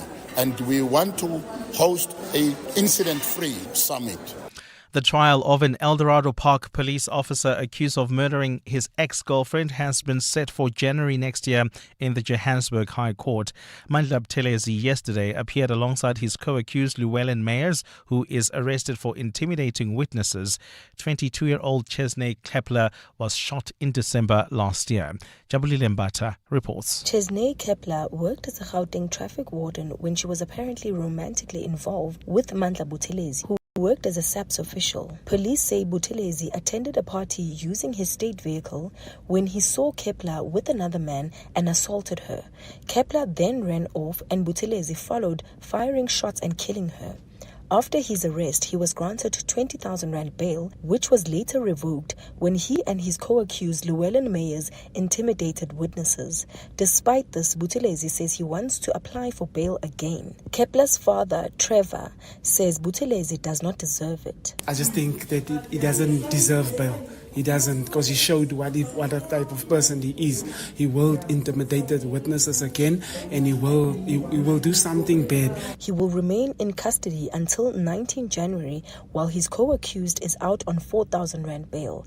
Jabulile Mbata, Eyewitness News. National Correctional Services Commissioner Mokgoti Thobakgale says the recent violent attack on prison officials at Pollsmoor Prison could not have been avoided. 2 warders were injured after being stabbed by 3 inmates last week.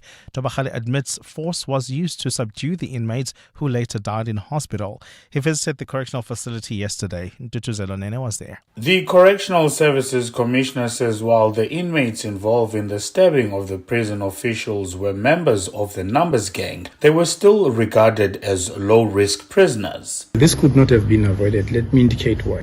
This attack was executed by offenders that were classified as cleaners. So these are offenders that would have had a good record for them to be allocated a task to clean. Thobakgale adds that the attack also took place after breakfast when inmates were in lockdown already. Ndotozelo Nene, Eyewitness News. And U.S. Secretary General Antonio Guterres says not enough aid is going into Gaza to meet the needs of a population living under an Israeli blockade on essential supplies.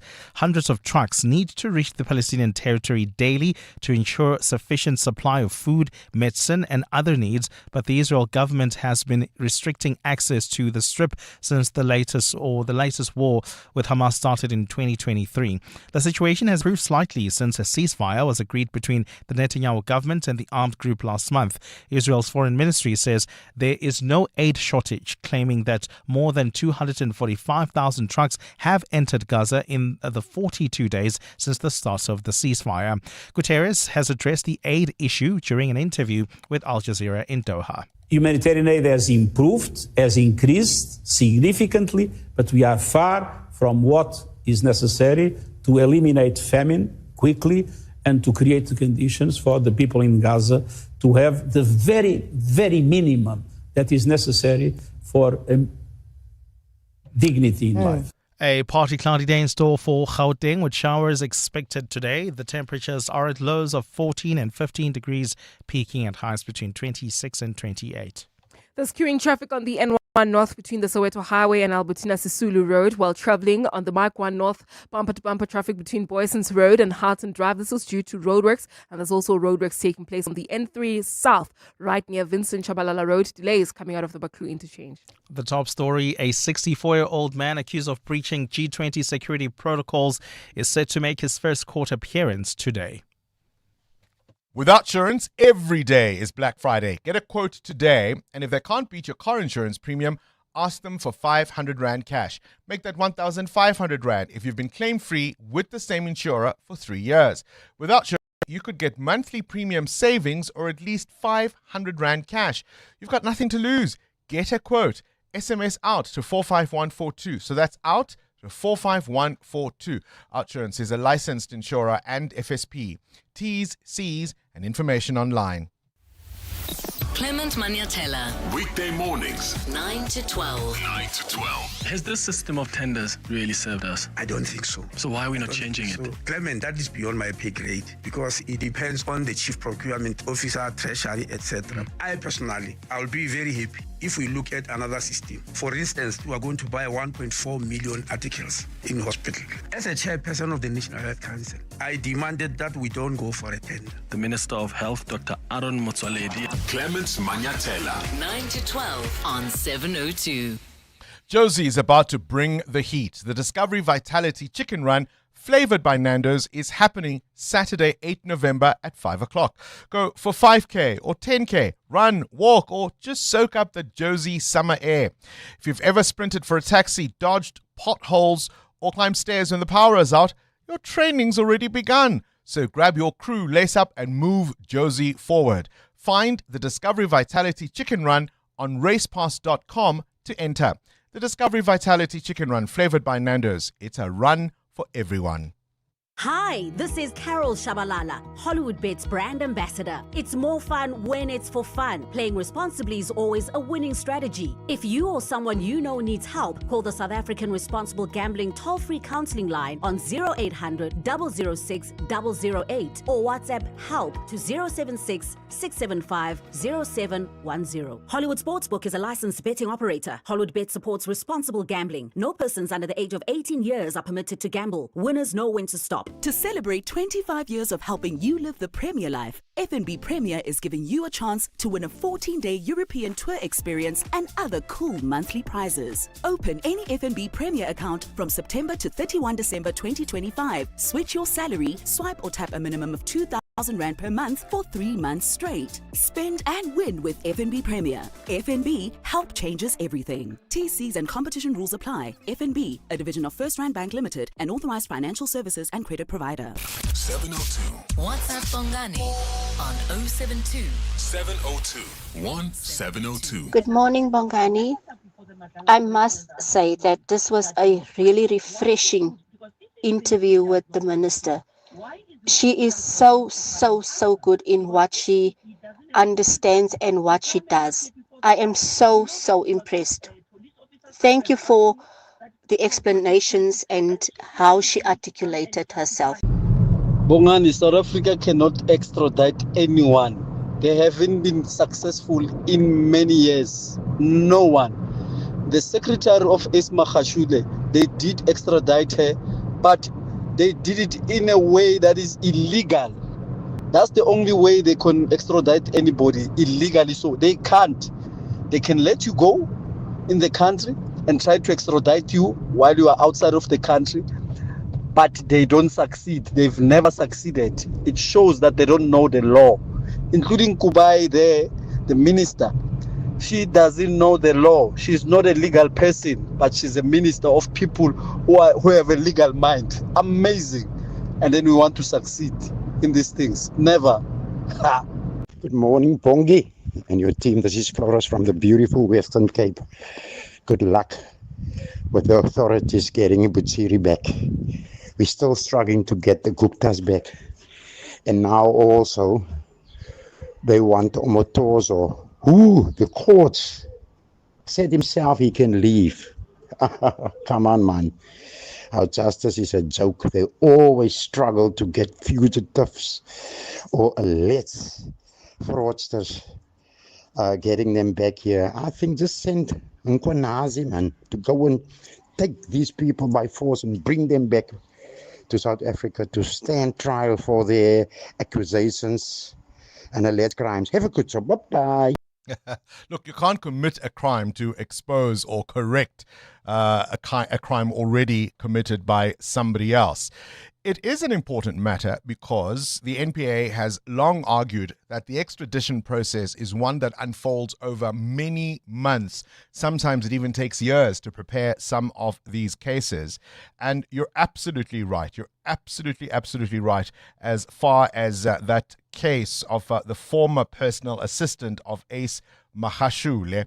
Her extradition had already been finalized. She had already been brought back to South Africa and had even appeared as a witness when she then used the Schultz ruling and said, well, hang on a minute, there is a technicality here, and the courts had no option but to let her go. And so one of the concerns that has been raised by the National Director of Public Prosecutions is, in the same way that Charlotte relied on this technicality, many of those people already extradited to South Africa could make the same argument. And so that is why I was pressing the minister on that question. I know one or two of you may feel frustrated that I was interrupting, but she was going on a tangent about something else. And it wasn't really even a combative interview, but I needed clarity on what happens to all those cases if the Constitutional Court decision goes against the department. 702. What's the question? What's the question is brought to you by Outsurance, a chance for you to win up to 3,000 Rand in cash. First 1,000 Rand for the answer, then a little later 2,000 Rand if you can give us the question. SMS out to 45142 now, and you could save on your car insurance. If you don't, you can ask Outsurance for 500 Rand. Today's answer comes from Melissa. Melissa, what's today's answer? Hello, Melissa. What's today's answer, please? 66. 66. I love it. 66. Melissa, tell me, have you got yourself a quote from Outsurance? Definitely. Definitely. Yes. Says a very confident Melissa. Melissa, 1,000 Rand is coming your way, all thanks to Outsurance and 702. Well, there you have it. Melissa says today's answer is 66. Pray tell, what's the question? Call us now if you know on 011 883 0702. EWN Sport. 16 minutes before 8 o'clock. Cindy Paluta, let's talk football. Yes, let's. Local football. Yes. How is the Betway Premiership shaping up? Well, I would like to hear from the Kaizer Chiefs fans this morning, guys. WhatsApp us. You've got our WhatsApp voice notes number, right? They're all sort of, you know what it is? Imagine after I don't know, some kind of nuclear disaster, right? And it's years later and you've been in an underground bunker. They're slowly sort of trying to come out, look around, making sure, is it safe? Is it safe to come out? No, I don't think it's that. I think as sports fans, when your team does well, you don't want to get excited because it's the hope that kills you, right? But let's hear from you this morning because Kaizer Chiefs are up to second in the Betway Premiership. They're behind Sundowns on goal difference after a 4-1 win over Orbit College Shabalala with 2 goals. And Amma was saying, but why are you so excited that Kaizer Chiefs are up to second? And I said to her, because they didn't even finish top 8 last season. So can we just a fantastic result. Get them up there, right? Yes, absolutely. It's where they should be. And I think they share a person with Man United. I'm not sure what type of person it is, but when Man United's doing well, it's almost like Chiefs are doing well and vice versa, right? Skekone stays, just throw those bones. Skekone stays third after 1-1 draw with Richards Bay.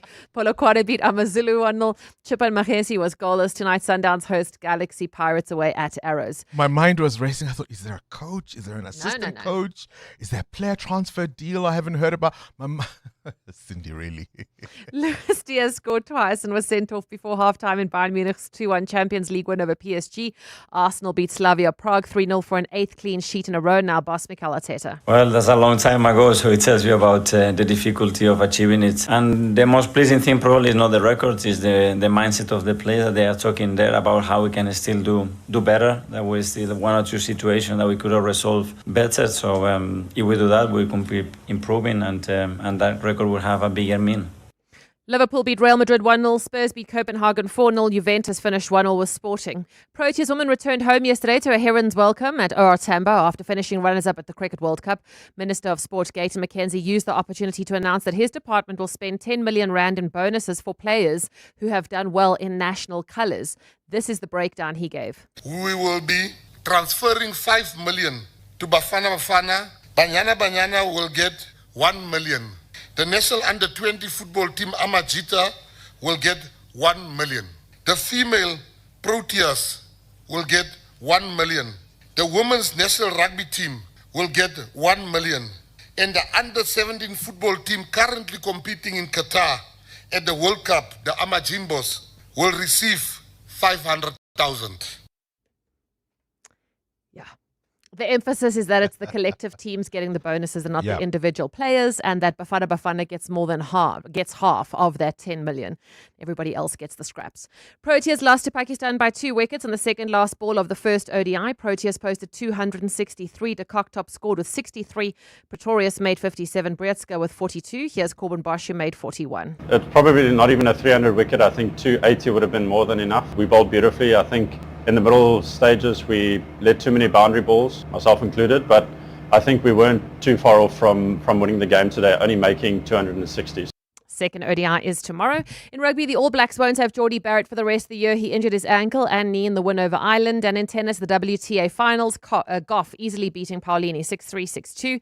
Sabalenka needed 3 sets to beat Pagula 6-4, 2-6, 6-3. Cindy Paluta, Eyewitness News Sport. You could spend 10 minutes hunting for the TV remote or get a 10-minute quote from Outsurance that could save you thousands on your car insurance. For her 2024 Kia Picanto, 52-year-old Janine now only pays 561 Rand a month. And for her 2025 Jetour Dashing, 29-year-old Sana pays just 796 Rand a month. Ready to get more out of your car insurance? SMS out to 45142. That's out to 45142. Outsurance, licensed insurer and FSP. TCs and information online. The Market Theatre invites you to 2 outstanding plays. Step into Afropocalypse, the Standard Bank Gold Ovation Award winner at the National Arts Festival, where the whole family can visit a post-apocalyptic Africa and meet storytellers who share fables of greed, mortality, religion, and unconditional love. Then enter The Barbershop Chronicles, the international hit play that celebrates connection and brotherhood in 6 barbershops in Africa and London. Visit markettheatre.co.za to buy your tickets. Who says everyday driving can't be très chic? Rent premium with Sani Sixt now. Own the stylish Citroen C3 later. Yes, that's 3 cars, 3 months, 3 chances to say ooh la la. Just book directly on sani.co.za. Call us or rent at any branch between 1 November and 31 January, and you're automatically entered into the draw. Bon voyage with Sani Sixt and win. T's and C's apply. EWN Traffic. 11:08, the CWN Traffic brought to you by Citroen. Buy an Aircross from 279,000 Rand or a C3 from 262,000 Rand with a service plan. You get a 4-month payment holiday. Visit citroen.co.za. T's and C's apply. Amo? Well, Bongani, we've got heavy traffic volumes on the N3 North. This is between the Airlands interchange and the Van Buren Road exit. That's due to that earlier accident that we reported, and it's still causing those massive queues while traveling on the N1 South. That's in the Rivonia area. Another accident right near Rivonia Road. Delays coming out of the Baklu interchange and heading towards the Ren Park Ridge area. Do expect heavy delays on the N1 North. This is now between the Soweto Highway and 14th Avenue. So please be on the lookout there and drive with care. If you're heading towards the city of Tshwane, please be on the lookout for roadworks that are taking place right near Olifantsfontein Road, and they are causing heavy traffic volumes. Please try to use the N1 North instead towards the city of Tshwane. More updates coming up. Stay tuned. There's more EWN on air, online, and on the EWN app. Think about rolling in a new Citroen C3. Did you just pause the ad? Yep, like how we pause your installments. That's 4 months, no payments. I got you. And the C3's got rear sensors, reverse camera, a warranty, and service plan. Press pause on payments and play on life. Get the Citroen C3 from 264,500 and enjoy a 4-month payment holiday. Visit citroen.co.za. T's and C's apply. 702. What's the question? For 2,000 Rand in cash, all thanks to Outsurance. Please tell me what's the question. If the answer is 66, let's see who has it correct. How about we try Bongani in Vlakfontein? Bongani, what's the question? The question is, how old is Brian Adams turning today? Can you believe it, hey? 66 years old. Yeah. Right? He was one of the younger rock artists, man. When did Brian Adams become 66? Bongani, congratulations. 2,000 Rand is coming your way. All thanks to Outsurance and 702. Oh, man.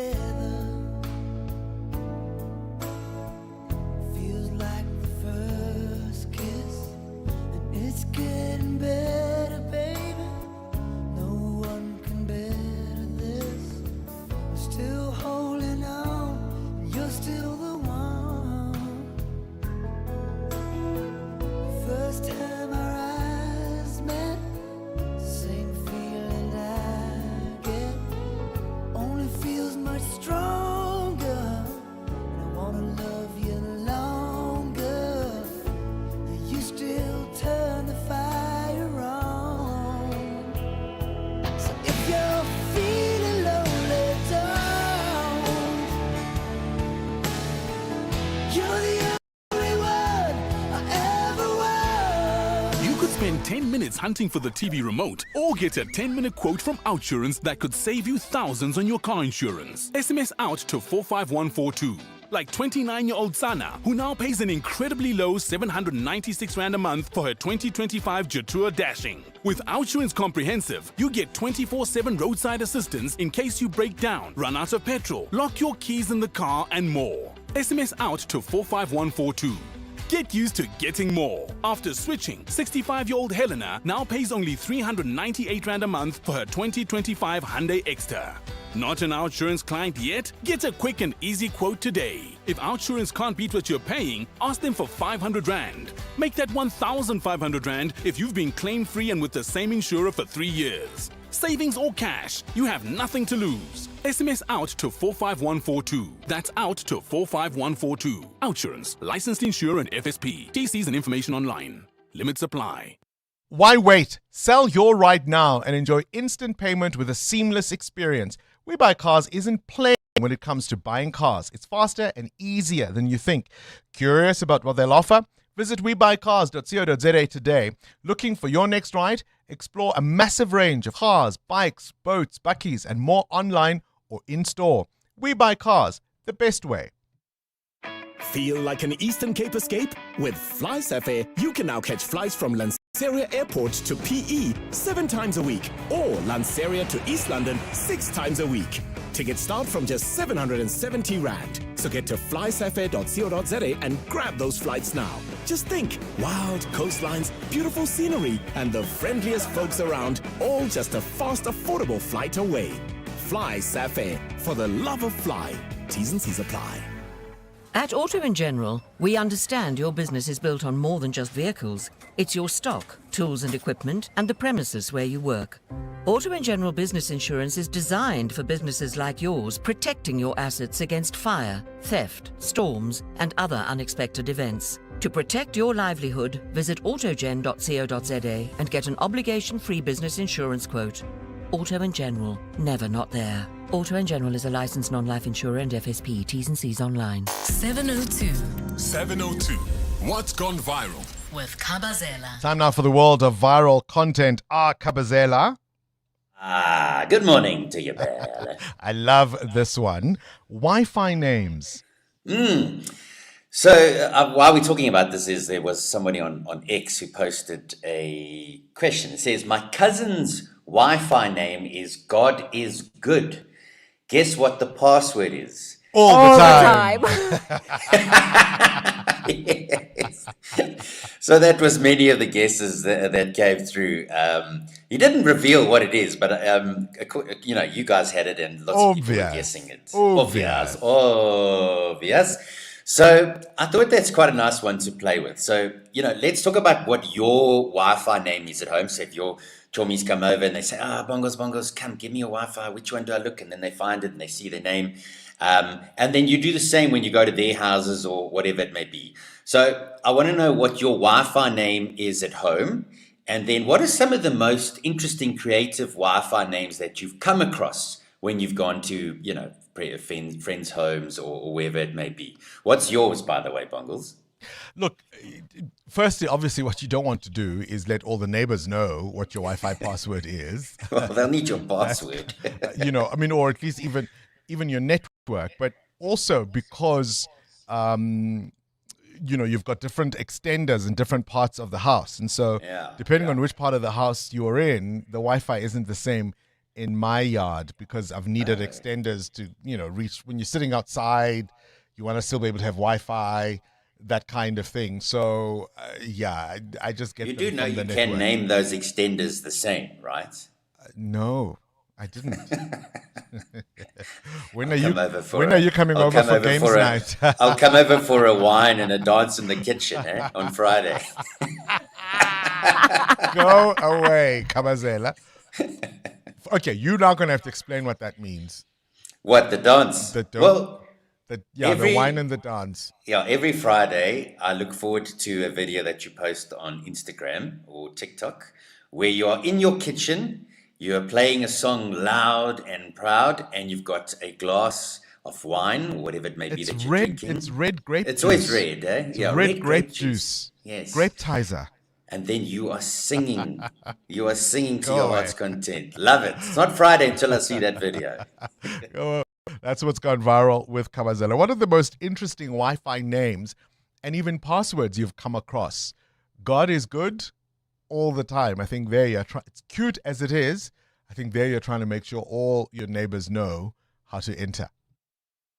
702. 702. Feedback. With Siamtanda Matiso. Semtana Matiso, do you have an interesting Wi-Fi name? Nah, I'm too boring. I'm always scared that it might be too rude or not. So I know someone Yeah. who once named his 2 dogs after his 2 bosses. And his Wi-Fi name was the one dog and the password was the other. Interesting. Did he love the bosses? Well, I don't understand. I suppose it was one way. He kicked the dog. Hey, hey Clive. Oh, poor Clivey. Bad boy Clive. Bad boy Clive.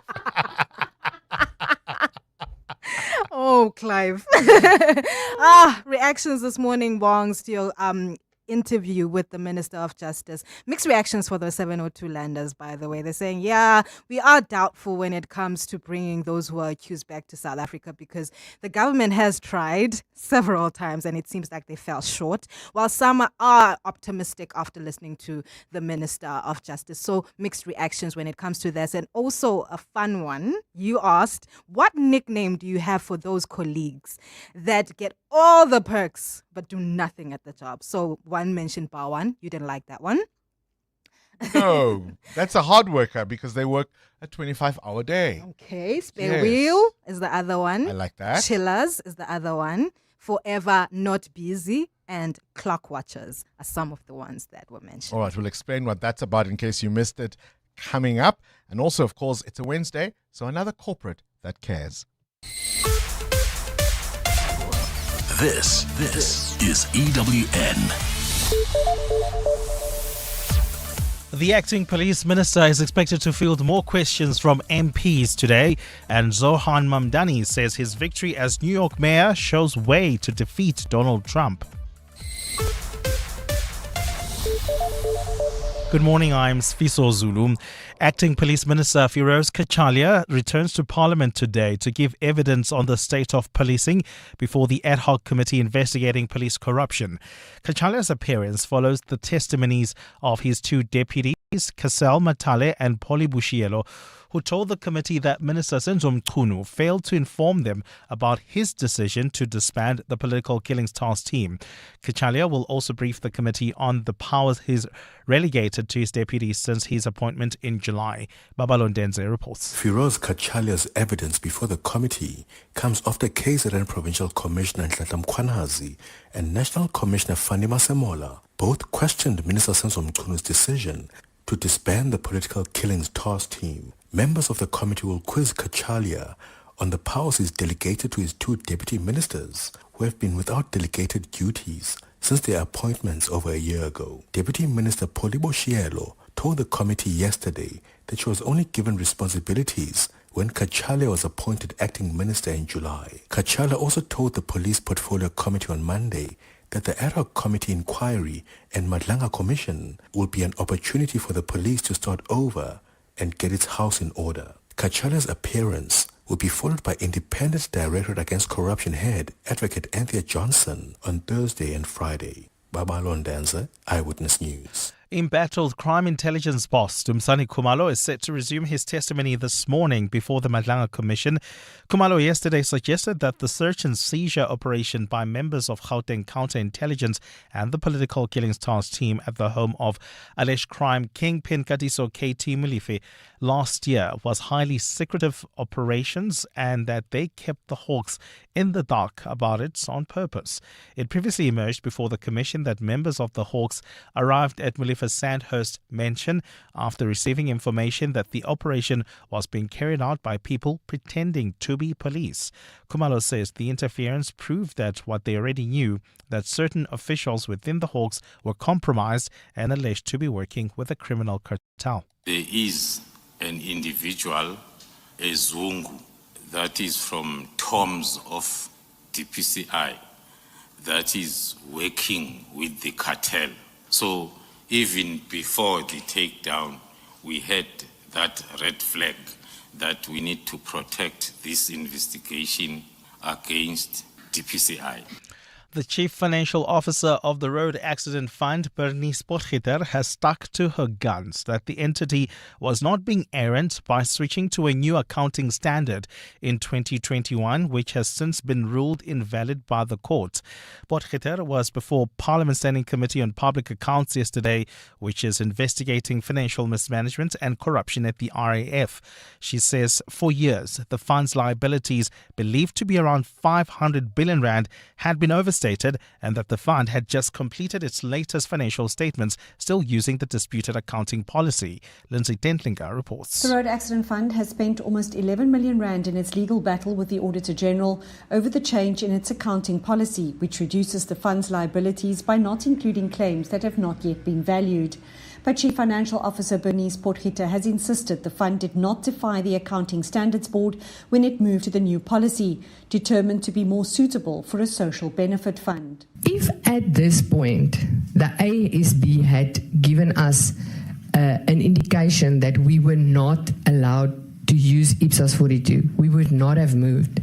But they certainly didn't say so. Meanwhile, after several officials have over the past year dodged Scopa on where the fund invests its money, Chief Investment Officer Sefotla Modiba finally came clean. Yeah, the money is with the CPD. The Corporation for Public Deposits is a subsidiary of the Reserve Bank. Modiba said the reluctance to reveal where the fund's money is saved was to protect it from having its bank accounts attached by disgruntled claimants. Lindsay Dentlinger, Eyewitness News, Parliament. And New York Mayor-elect Zoran Mamdani says his decisive victory shows a way to defeat U.S. President Donald Trump. Trump has been a fierce critic of Mamdani and his young democratic socialist policies. He's attacked him on his policies and Muslim heritage from other business elites as well. Donald Trump made an 11th hour intervention in the race, calling Mamdani, who will become New York's first Muslim mayor when he takes office in January, a Jew hater with no credible evidence to support that accusation. Mamdani addressed supporters in New York for his victory in his victory speech. After all, if anyone can show a nation betrayed by Donald Trump how to defeat him, it is the city that gave rise to him. And if there is any way to terrify a despot, it is by dismantling the very conditions that allowed him to accumulate power. So, Donald Trump, I have 4 words for you. Turn the volume up. Gold is trading at $3,992.99 an ounce. The rand is at 17.49 to the dollar, 22.85 to the pound, 20.09 to the euro. Brent crude oil is at $64.89 a barrel. And in the traffic, we've got delays on the N1 South. This is between the Baklu Interchange and Rivonia Road. An accident is reported along this route, causing heavy delays. We also have got queuing traffic on the Mayaguan South. This is between the Baklu Interchange and Marlborough Drive. And in your sport, it's tied to the top of the Betway Premiership with 4 points separating the top 5 teams. In the Champions League, victory for Bayern Munich, Arsenal and Liverpool, who beat Real Madrid 1-0. And Sports Minister Gayton McKenzie gives 5 million rand to Bafana Bafana and splits another 5 million between other national teams, including Banyana and the Proteas women. A partly cloudy day in store for Gauteng with afternoon thunder showers expected. The temperatures will peak at highs between 26 and 28. The top story in EWN this hour. Acting Police Minister Firoz Kachalia returns to Parliament today to give evidence on the state of policing before the ad hoc committee investigating police corruption. EWN, in touch, in tune and independent. For the latest, visit ewn.co.za or download the EWN app. This is Breakfast with Bongani Bingwa on 702. Let's walk the talk.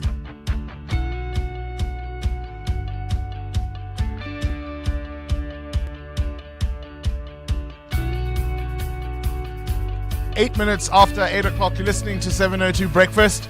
My name is Bongani Bingwa. I'm in the studio with my colleagues Amo Ramela and Muteo Hwaripe. Kabazela wants to know, the the most interesting name you've encountered for a Wi-Fi network. This is obviously in somebody's home. And the password. So I've got two examples. I know one guy who named his two dogs after his two immediate bosses, and then named his Wi-Fi network after the one boss, and the password was the other. It stems from a viral conversation online where somebody said his network was God is good. What was the password? All the time. All the time. Have you encountered something similar? What's your network, your home Wi-Fi network name, Mutel? If you know, you know.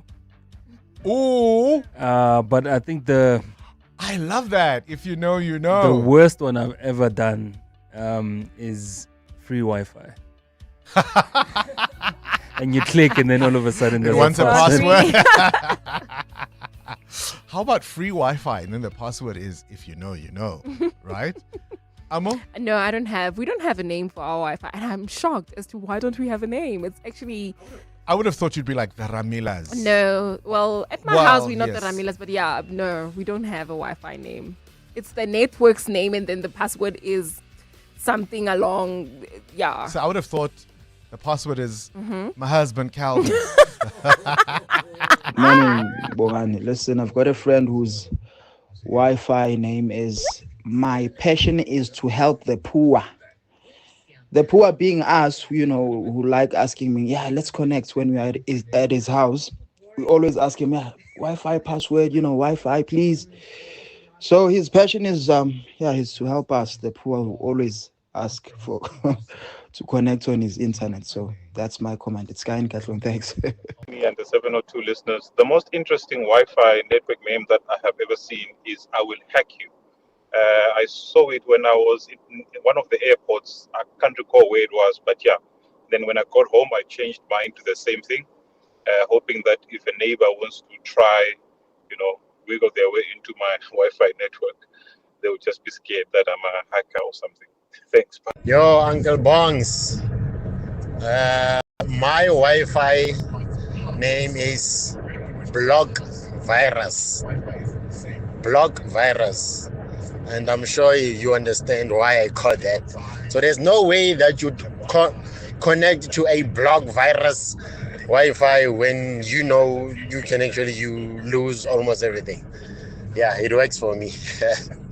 Jeff Mpinga, bye. What were the Nigerian scams? Was it the 411, 491? What were they? Do you remember all those years ago? I forget the number, but I know the scams you're talking about. Right? Imagine, that would be a good one. That would be a good Wi-Fi network name if you don't want people to log on. I will hack you. That's try me. That would be a good one, right? Phishing scam. People will still click into Phishing those things. scam. That's the funny thing. People will still, the curiosity. Phishing scam. I mean, the great thing is, even if they do, they won't have the password, right? 411 scam.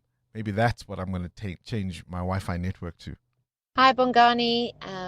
Our Wi-Fi name is Pretty Fly for a Wi-Fi, named by my husband. Thanks, Jules in Randburg. Good morning, Bongles and everyone. My Wi-Fi name is No Internet, and it's spelled the exact same way as how it would look when there actually is no internet. Morning, Bongani. Hey, this thing of saying connect with your Wi-Fi, the other day I visited my cousin as well. And then his Wi-Fi name is Virus. And then his password is warning virus 1. Virus, warning virus one. Those are interesting ones. The other story, of course, we were paying some attention to, the Deputy Police Minister, Dr. Polly Bushielo. She's one of two. We've already heard from the one, Kasal Matale. She appeared before Parliament's ad hoc committee yesterday in Cape Town. Remember, MPs are investigating alleged police corruption. Today will be the turn of the acting minister, but she reflected on the decision by the suspended Police Minister Senzo Mchunu to disband that political killings task team, and she said she only heard on social media and didn't believe it at first. It was not sent to me. If you can look at the letter, there's no CC deputy ministers or CC whatever. It was just a letter addressed to the National Commissioner by the minister. So it was not sent to me. As I said, I saw it in the social media, and I just thought it was a fake letter. So until the minister called me and said it is not fake, he wrote the letter. In terms of how I felt, I was a little bit disappointed that I thought we were working together, and before you could take out the letter, I've read all the letter, all of it, and I thought it could have, as deputy ministers, maybe discussed it with us, but maybe as the executive authority, he felt that he didn't want to discuss it with me. But I was disappointed, yes. Why would the minister have wanted to discuss that matter? We've already, of course, heard two deputy police ministers, Kasel Matale, as I said, and yesterday, Deputy Minister Bushielo. We were asking the question, and it's a very simple one. What happens when somebody is getting the pay but not doing the work? It's a really fair question to ask, because both these deputy ministers have gone to Parliament and said they weren't clear on their roles because the minister hadn't quite yet decided what those were going to be. So we've come up with a list of our own. Those colleagues who get the pay but don't do the work. Wheelbarrow only works when pushed. Sensor light only works if somebody's walking past. There's also Muffler, who's always exhausted. Kit Kat, always taking a break. E.T. wants to go home. What nicknames do you have for your lazy co-workers? I think the best nickname is a spare wheel, driving around without doing any work. Spare wheel, driving around without doing it. They're always there, right? Always there in case you need them. But what happens most of the time? They're just chilling in the back. EWN Traffic. All right, let's catch up with the roads now. Amo, how are we looking? Well, Bongani, we've got a major accident scene on the N1 South near Rivonia Road, causing delays from the Baklu interchange. As a result, routes around the Baklu are heavily backed up due to the scene. The N3 North heavily backed up out of Marlborough Drive, as well as the M1 South between the Baklu and Marlborough Drive. While traveling towards the city of Tshwane via the R21 North, please be on the lookout for roadworks right near Olifantsfontein Road, causing delays. That's also queuing traffic on the N3 North between the Reading interchange and Van Buren Road due to an earlier accident, which is still there, causing these huge delays. Please be on the lookout there. More updates coming up. Stay tuned. There's more EWN on air, online, and on the EWN app. This is Breakfast with Bongani Bingwa On 702. Let's walk the talk. 17 minutes after 8 o'clock, let's catch up with this now. The South African Future Trust Summit, in partnership with Standard Bank, returns to the Sandton Convention Centre. So they're there all day today and tomorrow. Our Ray White is there to give us the scoop and updates of everything that's going to be happening at the summit. It is, of course, a premium entrepreneurial showcase, and the idea is to listen to international and local speakers sharing groundbreaking insights from their entrepreneurial journeys. You'll remember we gave away tickets for people to go and really participate. Ray White, you are at the Sandton Convention Centre.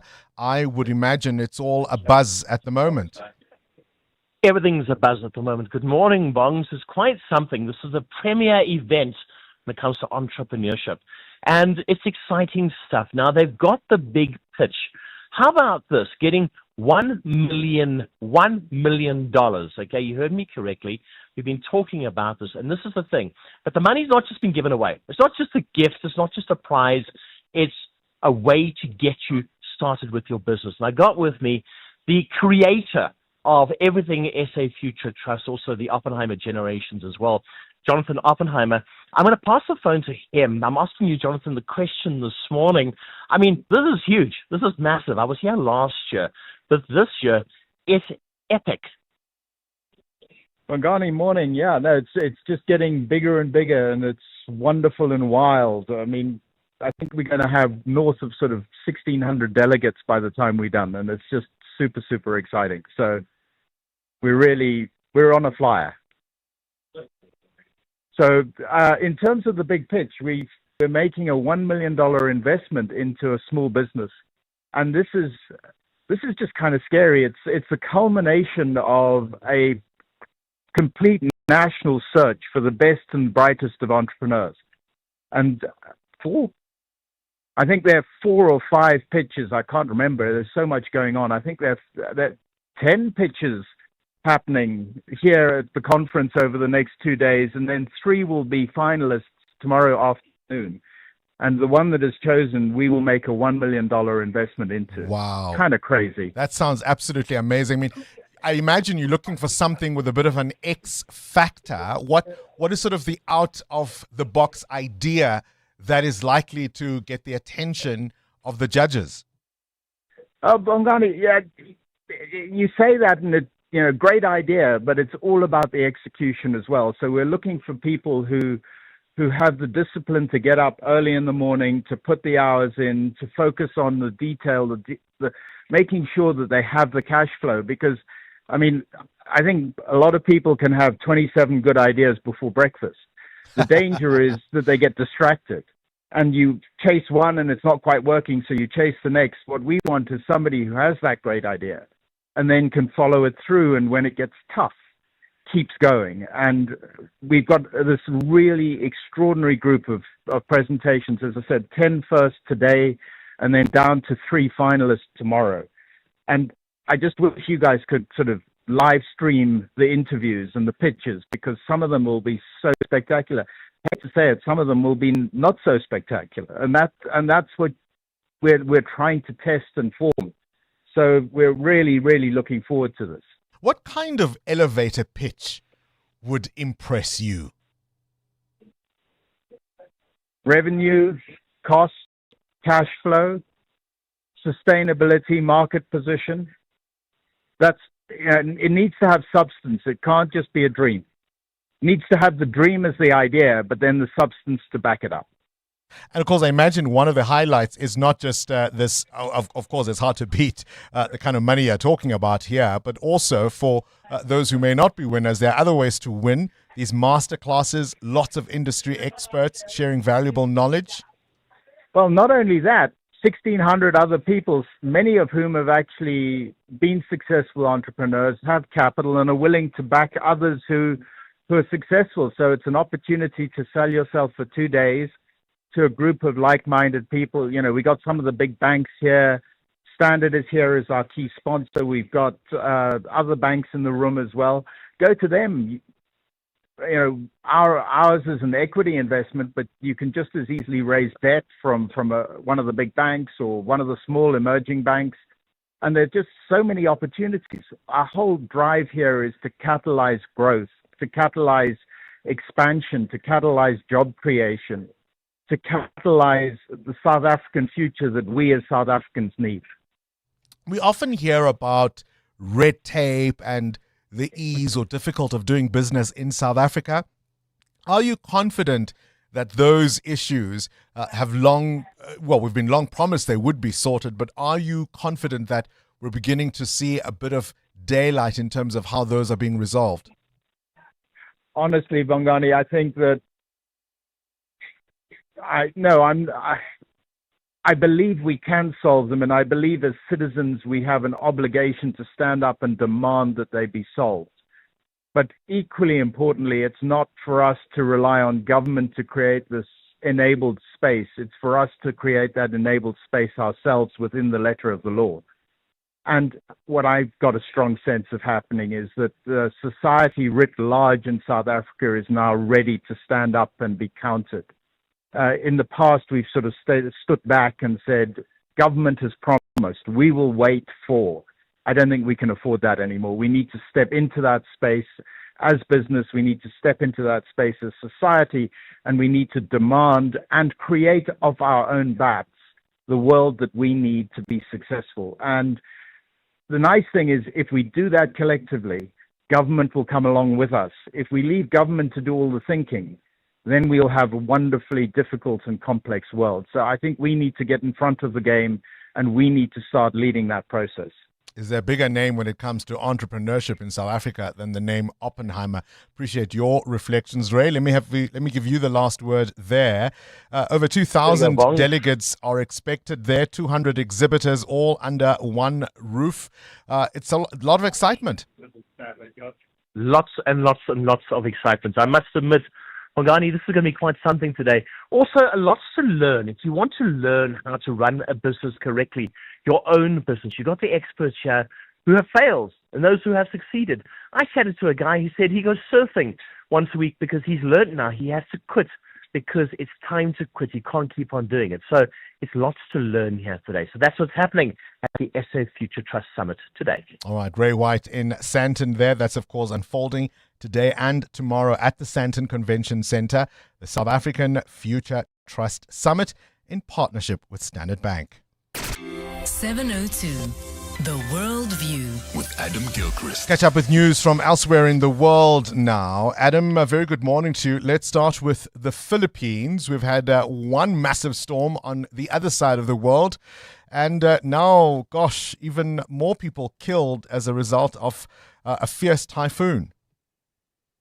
Same sort of deal, yes, a typhoon rather than a hurricane, but they're still the same sort of storm. So instead of Jamaica, Haiti and Cuba, now the Philippines, at least 46 people have died from Typhoon Kalmegi, which has unleashed heavy rains and floods and unbelievably destructive winds. We're talking 190 kph. I mean, you can't stand up in that kind of wind, and let alone keep the roof on your house. The dead also include 6 members of a military helicopter. The entire crew, basically, they crashed on the island of Mindanao. They were carrying out a humanitarian response mission and just got blown around and crashed, and that was the end of them, sadly. Tens of thousands of people also evacuated, and the storm is not done yet, as storms can do. Next stop, Vietnam. Fingers crossed. Goodness me. Let's stay in Asia, kind of, Adam. Russia's intensifying its drone attacks on Ukraine, more Europe than Asia, I suppose.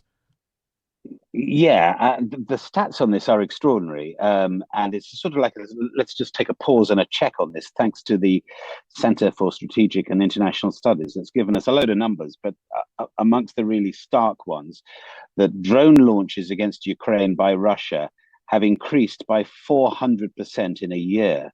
At the start of the war in Ukraine, Russia was launching 400 or so drones, then 3,000, then the following year 10,000, now 44,000. And of course, this year is not done yet. 44,000 drones, and 2/3 of them are getting through. A lot of them are these so-called suicide Shahad drones. Russia has adapted the Iranian supply. They're now fitting 90-kilo warheads, which are much heavier than before, much more lethal than before, and in particular attacking civilian buildings. That seems to be almost the number one target, along with train and railway and motorway infrastructure. 500 Ukrainians have died, as in civilians have died so far this year. So this is a bombing blitz parallel to anything we've seen in history. It is extraordinary. It's terrifying. And it is every single day. And I know sometimes it's not always in the news. Sometimes I don't talk about it. Sometimes, collectively we don't talk about it. But it's every single day. It's just awful. It must be terrifying, as you say. I mean, if I'm thinking of World War II, you could always, I imagine you could hear the Luftwaffe coming and flying overhead. But these drones are something else entirely. Now, Adam, it's one thing to fall for an online scam because of a stranger far, far away, but your own friends duping you into parting with your money? 22 people were duped in that way, exactly, by a genuine Irish sporting star, a star of hurling. We mentioned this guy before, DJ Carey. He rather hit the headlines because he had faked his own cancer. He did not suffer from cancer. He told everyone he needed money for his medical treatment. And he posted a picture. This is where it went viral. He posted a picture of him in a hospital bed, supposedly with an oxygen tube up his nose. It was, in fact, an iPhone charging cable. And you can kind of tell it's an iPhone charging cable if you look closely. And the tape across his nose does not look like something they put on you in a hospital. Even the bed and even what he's wearing don't look like he's in hospital, but he duped enough people. Now he has been sentenced. As the judge put it, you have exploited the good nature of people, and he's got 5.5 years in an Irish prison. Yeah. I mean, there was something rather daft and fun about the iPhone cable, but not when you consider what he was doing to people and the fraud he was pulling. £350,000 or thereabouts, we understand. It's over 6 million rand. Definitely not funny. Adam Gilchrist, we'll leave it there for this morning's Worldview. EWN Business. Mateo, I promise you I do not have an iPhone charger in my nose. Don't you, boss? It's enough. Enough of that silliness. Let's talk serious news now. Optasia raising 6 billion rand as it debuts on the JSE. This is good. Yeah, very, very good for the local market. The Dubai-based financial technology firm has successfully listed on the local bourse with an initial public offering price of 19 Rand a share. Optasia is a digital financial services platform that provides finance to consumers using things like AI and other technologies to screen their customers. The company is now trading on the JSE's main board in the consumer lending, finance and credit services sector under the share code OPA. The offering was oversubscribed several times, raising 6.5 billion rand or $375 million. Optasia's market capitalization is now 23.5 billion after releasing 1.2 billion shares. Now, the company's efforts to operate in the local market have also been boosted by the country's most valuable bank, First Rand, acquiring 20% in a stake in Optasia, while it used Standard Bank as a funder and transaction partner for this particular IPO. The listing is positive for the JSE that has seen delistings recently from MultiChoice and Curo. SA mining sector contributing billions to the local fiscus. Yeah, contributing around 342 billion rand to the country's fiscus through taxes and wages. According to the South African Mineral Council's Mining Matters 2025 report, the industry provided 874,000 jobs. The South African mining sector also contributing 470 billion rand to household income in 2024. Your rand? 17 Rand 51 against the US dollar, at 20 Rand 12 cents against the euro, and at 22 Rand 79 cents against the British pound. Price of gold up close to 1% at $3,968 an ounce, while platinum is at $1,540. Brent crude at $64.55 a barrel. Stephen Grootes to handle business later this afternoon. TikTok. Sfiso Zulu, 17 days to go. That's right, Bongani. With less than just 3 weeks, Gauteng Premier Panyaza Lesufi says the province is officially ready to host the G20 Leaders Summit. South Africa assumed the G20 presidency at the end of last year, making it the first African nation to chair the bloc of developed and developing economies.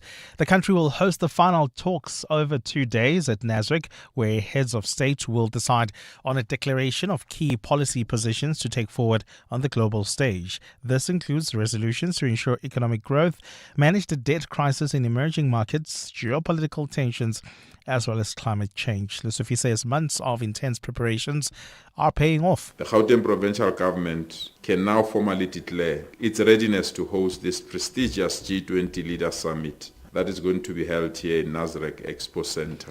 And following criticism about window dressing for the global leaders, Lesufi says the G20 preparations will also now be used as a new template for accredited services or accelerated services delivery after the summit. We've resolved that even beyond the summit, The Tuesday meetings that we hold every week to prepare will continue even beyond the G20 so that we can convert them into service delivery meetings, not only to beautify our province, but to ensure that municipalities accelerate service delivery to their residents. The trial of an Eldorado Park police officer accused of killing his ex-girlfriend has been set for January next year in the Johannesburg High Court. Mandla Buthelezi yesterday appeared alongside his co-accused Llewellyn Meyers, who is arrested for intimidating witnesses.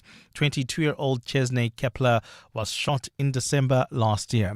Jabulile Mbata reports. Chesney Kepler worked as a Gauteng traffic warden when she was apparently romantically involved with Mandla Buthelezi, who worked as a SAPS official. Police say Buthelezi attended a party using his state vehicle when he saw Kepler with another man and assaulted her. Kepler then ran off and Buthelezi followed, firing shots and killing her.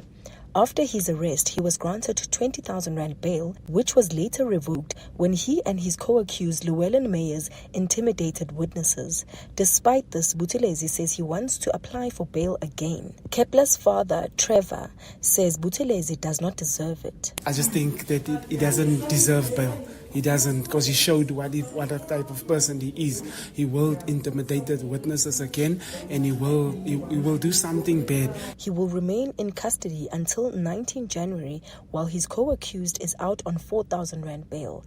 Jabulile Mbata, Eyewitness News. The remaining suspects in the Westbury shooting that claimed the lives of two teenagers have been handed over to police by their parents. They were charged yesterday for the October double murder. Police first arrested a 19-year-old suspect in connection with the crime after he wrote his matric exam in Soweto last week. A 35-year-old man believed to be the mastermind was also arrested last week. They are all accused of shooting 7 teenage boys at a suspected drug den in Westbury last month. Police spokesperson Brenda Muridili says they found all the suspects. The 17-year-old has been taken to a place of safety as per the Child Justice Act, while the 19 and 20-year-olds are in custody. They will join the first 2 accused before the Johannesburg Magistrate Court on 6 November 2025, facing charges of double murder and 5 counts of attempted murder. A partly cloudy day in store for Gauteng with afternoon thunder showers expected. The temperatures will peak at highs between 26 and 28. And in the traffic, we've got delays on the N3 North. This is between the Reading Interchange and Van Buren Road due to an earlier accident. While travelling on the N1 North, an accident reported right after the Soweto Highway. It's causing delays towards Albertina Sisulu Road. The top story this hour, with less than 3 weeks to go, Gauteng Premier Banyazile Sufi says the province is officially ready to host the G20 Leaders Summit. The Midday Report. Weekdays, 12 to 1. Did you discuss policy? We discuss policy. Policy will be in terms of the statement of intent that we already agreed on, because we know that we're going to cover up for everyone, found one another, we're going to work together, we're going to support one another. Although I have major differences with the DA and the PA, I just have to find a way to tolerate them, to accommodate them, and to smile. Hanif Hendrik. The Midday Report with Mandy Wiener. 12 to 1 on 702. 702.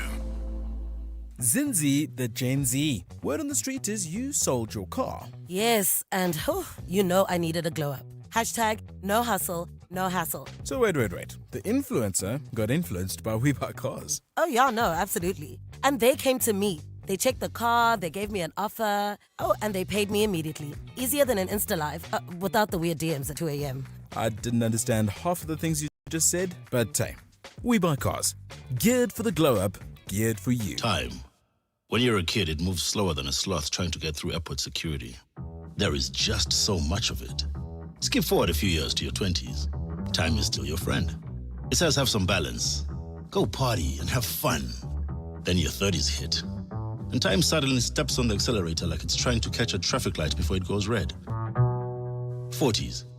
Now time is moving faster than your 10-year-old on a sugar high. 50. You're desperately trying to save as much as you can, but time is moving so fast.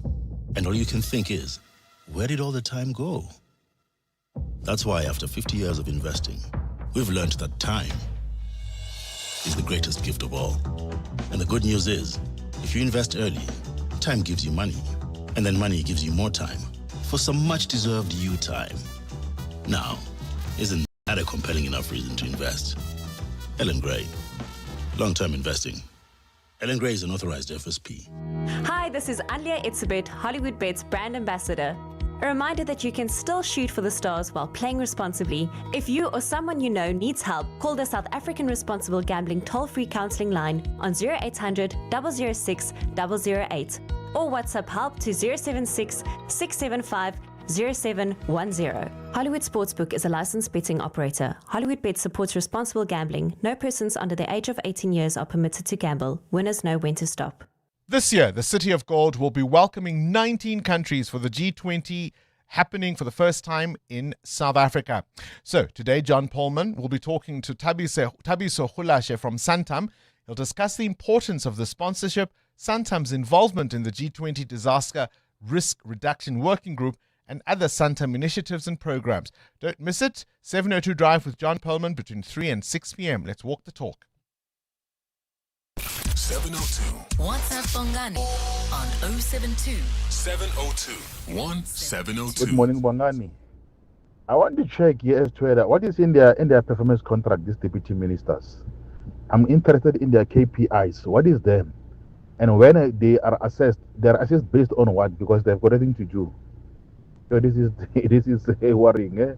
Thank you, Anonymous. Morning, Bongani. I think not all deputy ministers are just idling doing nothing. I'm thinking of deputy minister of public works, deputy minister of defense. They are making some contributions that are making an impact.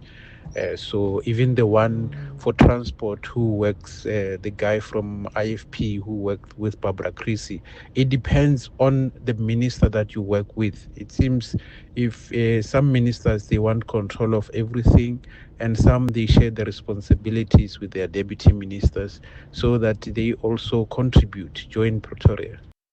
Yeah, but it shouldn't depend on the generosity of the minister. Right? My job doesn't depend on the generosity of the producers that I work with. Cindy Paluta doesn't come here and do her sports bulletin based on what I allow her to do. She goes and she does the research herself. She watches the games. She's knowledgeable. She doesn't depend in any way, shape, or form on what I have to do as the host of the show. That's the difficulty. And you mentioned one or two deputy ministers. Look, there are two thoughts around this. There are some who've been groomed for the main position as a deputy. And I would posit someone like the Deputy Minister of Finance, for example, David Masondo. I think we're seeing in him the potential of a future finance minister. And he's been around and he knows the portfolio, and he's somebody who's really, really bright and well qualified and can do the job at some point in the future. There are those scenarios. But you mentioned a Deputy Minister of Defense. Do you remember when Bantu Olomisa and Angie Mutseha contradicted each other at a press conference when they were talking about what our troops were doing in the Eastern DRC? One, of course, was an experienced soldier, hence his name, following the title General. The other was a teacher and didn't quite know as much as the deputy. Ultimately, these positions are created as political largesse. You need enough supporters in the NEC. You need enough supporters around you in Parliament. You create these jobs that don't really necessarily mean anything. They don't necessarily do anything. They can. We think as the public they should, but they don't necessarily do anything. EWN Sport. Cindy Paluta, we were having fun a little earlier on following Kabazela's What's Gone Viral about names people give to their Wi-Fi networks so that, the neighbors don't try to log on. Lindy van Vatvat says, our Wi-Fi name is in capitals, do not do this. Okay. We've heard God is good. You can imagine what the password is all the time. Somebody said, I will hack you. will hack you. That is. I Well, will that's a hack sure you, way to yes. make sure nobody that. Actually, we should rename ours hackers. My husband always gets irritated when he can pick up the Wi-Fi from the neighbor and he can't get a Wi-Fi at our house. He's like, how is their signal stronger than ours? Can we have your password? Someone said they spell it in the way it would look on your phone if there wasn't no internet. Oh, clever. That's clever. No internet. That's clever. Oh, gosh. All right. It's going to take a lot of cleverness to win this year's premiership. It is. There's no room for error at the top of the table at the moment. 4 points separating the top 5 teams. Last night, Kaizer Chiefs beat Orbit College 4-1. They're up to second behind Sundowns on goal difference. Chiefs coach Cedric Kaze. I feel that after maybe 20-25 minutes, we took foot off the pedal and we allowed the opponent to be comfortable in the build-up and in the progression and to get into dangerous areas. You know, those kind of games are not easy. Sundowns play Galaxy tonight. Sekhukhune slipped to third after a 1-1 draw with Richards Bay. Orlando Pirates take on Arrows tonight. Pirates are 3 points behind Sundowns and Chiefs. Bayern Munich tops the Champions League after a 2-1 win over PSG. Diaz scored both goals and was sent off before half-time. Arsenal with a 3-0 win over Slavia Prague. Spurs beat Copenhagen 4-0. Liverpool got a 1-0 win over Real Madrid. Boss Arne Slot. Impressive because we played against an incredible side, team that's in an unbelievable run of form, only lost once, won all the other games. So yeah, if you then can win against them, but also with the performance we had, that's very positive. Tonight's selected fixtures, the early kickoff, Chelsea away at Qarabağ, Barca battle Bruges, Man City host Dortmund, Newcastle plays Athletic Club. Minister of Sport Gayton McKenzie announced his department will give 10 million in bonuses to national teams who have excelled. He made the announcement at the Proteas women's arrival from the World Cup yesterday. Here's the breakdown. We will be transferring 5 million to Bafana Bafana. Banyana will get 1 million. The national under-20 football team Amajita will get 1 million. The female Proteas will get 1 million. The women's national rugby team will get 1 million. And the under-17 football team currently competing in Qatar at the World Cup, the Amajimbos, will receive 500,000. So, Cricket South Africa should have received 39 million rand from the ICC for the Proteas Women's World Cup performance. It's not specified how much of that goes to individual players, as they would have that written in their contracts. I mean, I don't quite know top of my head what the number of the full squad is in terms of obviously those that played and those that are reserve players. But it's not just the players and the reserve players. It's also the coaching staff, the people that travelled, etc., etc. Because I was hoping at least 1 million for each of the players. But You would maybe hope that's out of 39 million that they're getting more than 1 million. Well, at least 1 million for each of the players. So After tax. What are we talking about? A squad of what, Actually, 15, 20 plus then coaching 15 staff? plus coaching, etc. Yeah, you're right. Hopefully not So, more than yeah. like 23 people. And then Cricket South Yeah, Africa they would can take the still rest, want yeah. their slice. I don't think you get taxed on it because it's winnings. I don't know. But I'm hoping at least $1 million for each of the players. Minimum. And then we can throw in Gayton's money as like the little Gayton's cherry. million to split between all 15 of them. It's something. I'd rather take my share of, Yes. 15 I divided agree by with $1 million you. than Okay. nothing. Hear me out. I agree with you that anything's better than nothing. Yeah. But I think that anything should be evenly spread.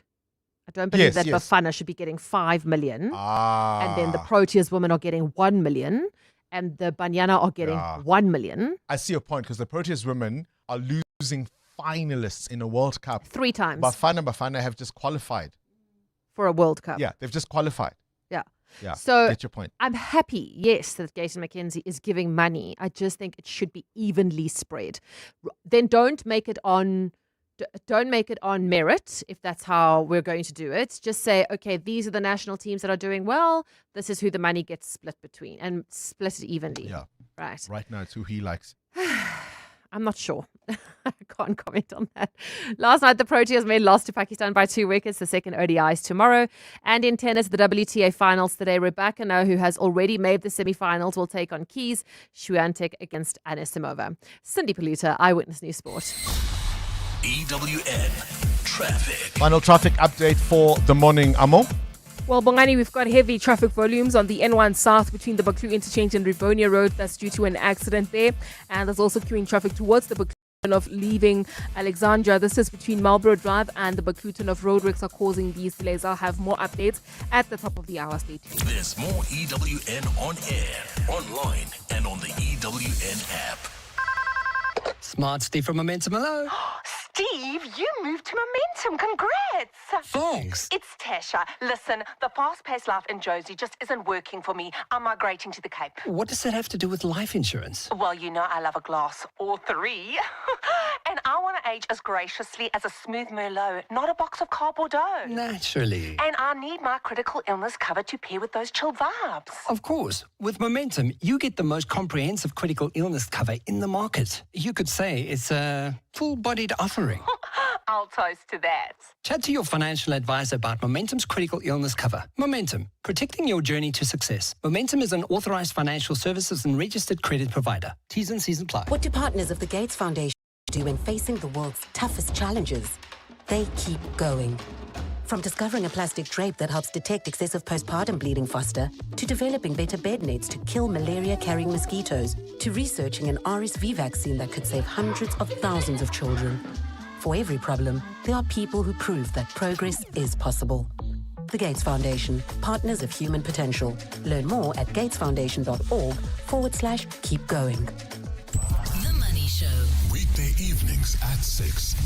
Must have been a good feeling this morning. First to see the listing and to see the valuation. Yeah, we started this morning. The shares was listed and it was a good day for us because the index were going down and we finished the day in positive. So absolutely glad to see the whole celebration and to see the response of the people in a day like today. Salvador Anglada, CEO of Optasia. The Money Show on 702.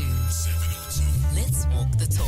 The Money Show, Stephen Curtis, is brought to you by ABSA CIB, advancing red rockets ambitions with Discovery Green as the off-taker to power Africa's future through affordable, renewable energy. coming up On the Clement Manyatela Show. on 702. Between 9 and 12, Clement is going to be broadcasting live from Westbury. Clement, good morning. What can we expect? Good morning. We are in Westbury. This is an area where just about 2 weeks ago there was a shooting. 8 young people were targeted. 2 of them were left dead. 1 of them was 14 years old. And that's just been shocking everyone, Bongani.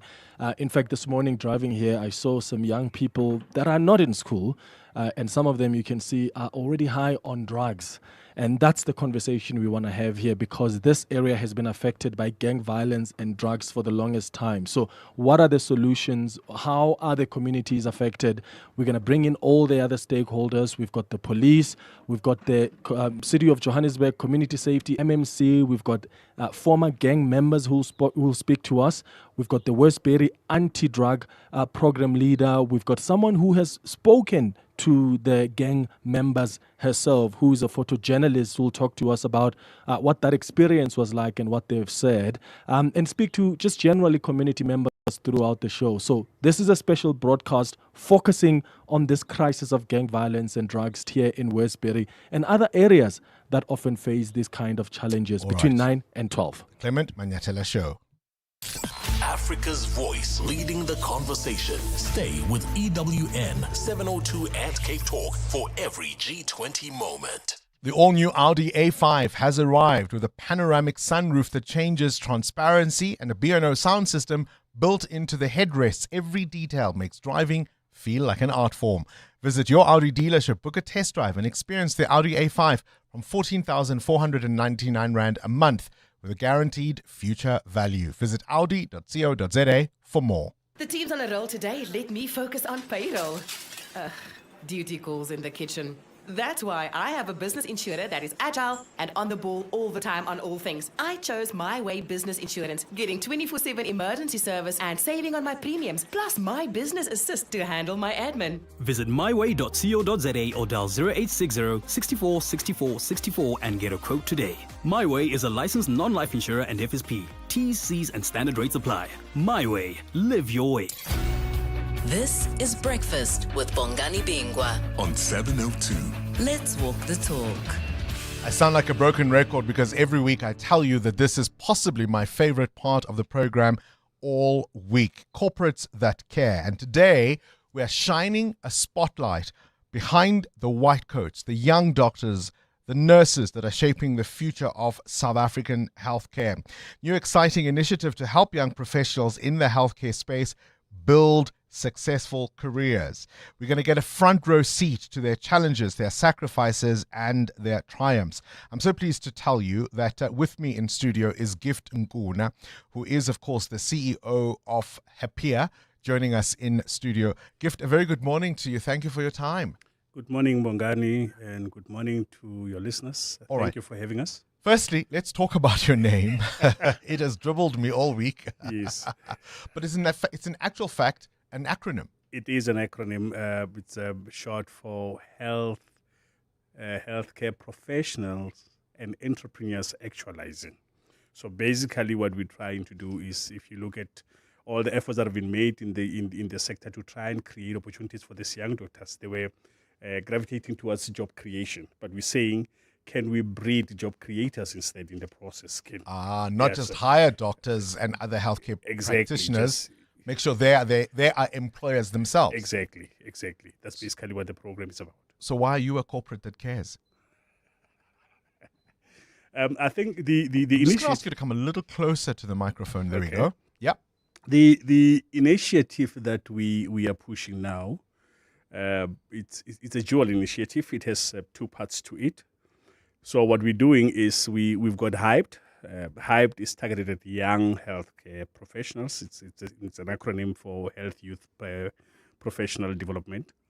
So Hyped is a 6-month program where we are training these healthcare professionals, those who have completed their internship and their comp services. Most of those are the ones that find themselves unemployed immediately after being ejected from the comp service programs. So we take them up for 6 months. In the 6 months, we focus on 3 pillars. One, the professional competency, which is basically intrinsic to the sector. Then 2, we look at the issue of business acumen, and then the professional development the aspect of it. I've got to ask you, is it a common phenomenon for young doctors to be unemployed? It's sad. It is, yes. It is very sad because, as I was sharing with your colleague this morning, I just got grafted into a group this morning. I was invited into a group this morning that has 292 unemployed doctors, and this is only north of Pretoria. What? I'm telling you. I can show you my phone. I just got invited I believe into you. the I'm phone. just. So these are the numbers of only Gauteng North. Goodness gracious! Yeah. So it's a problem. The problem is, I think, the issue of transitioning.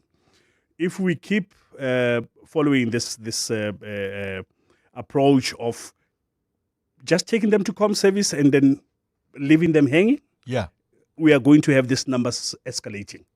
So we need to come up with a strategy as to how do we now absorb them. Because not all of them are going to be in hospitals, but those that want to start private practices will tell you it will cost plus or minus 1.2 million rands to start a thriving private practice. Which, if you've maybe even relied on sponsorships just to get the qualification, you will not have. Definitely. All right, you're telling me your program is two-pronged. Yes. There's Hyped, but also, of course, there's telling the stories of these people. There's Zion. Now, Zion is zooming in on nurses and doctors.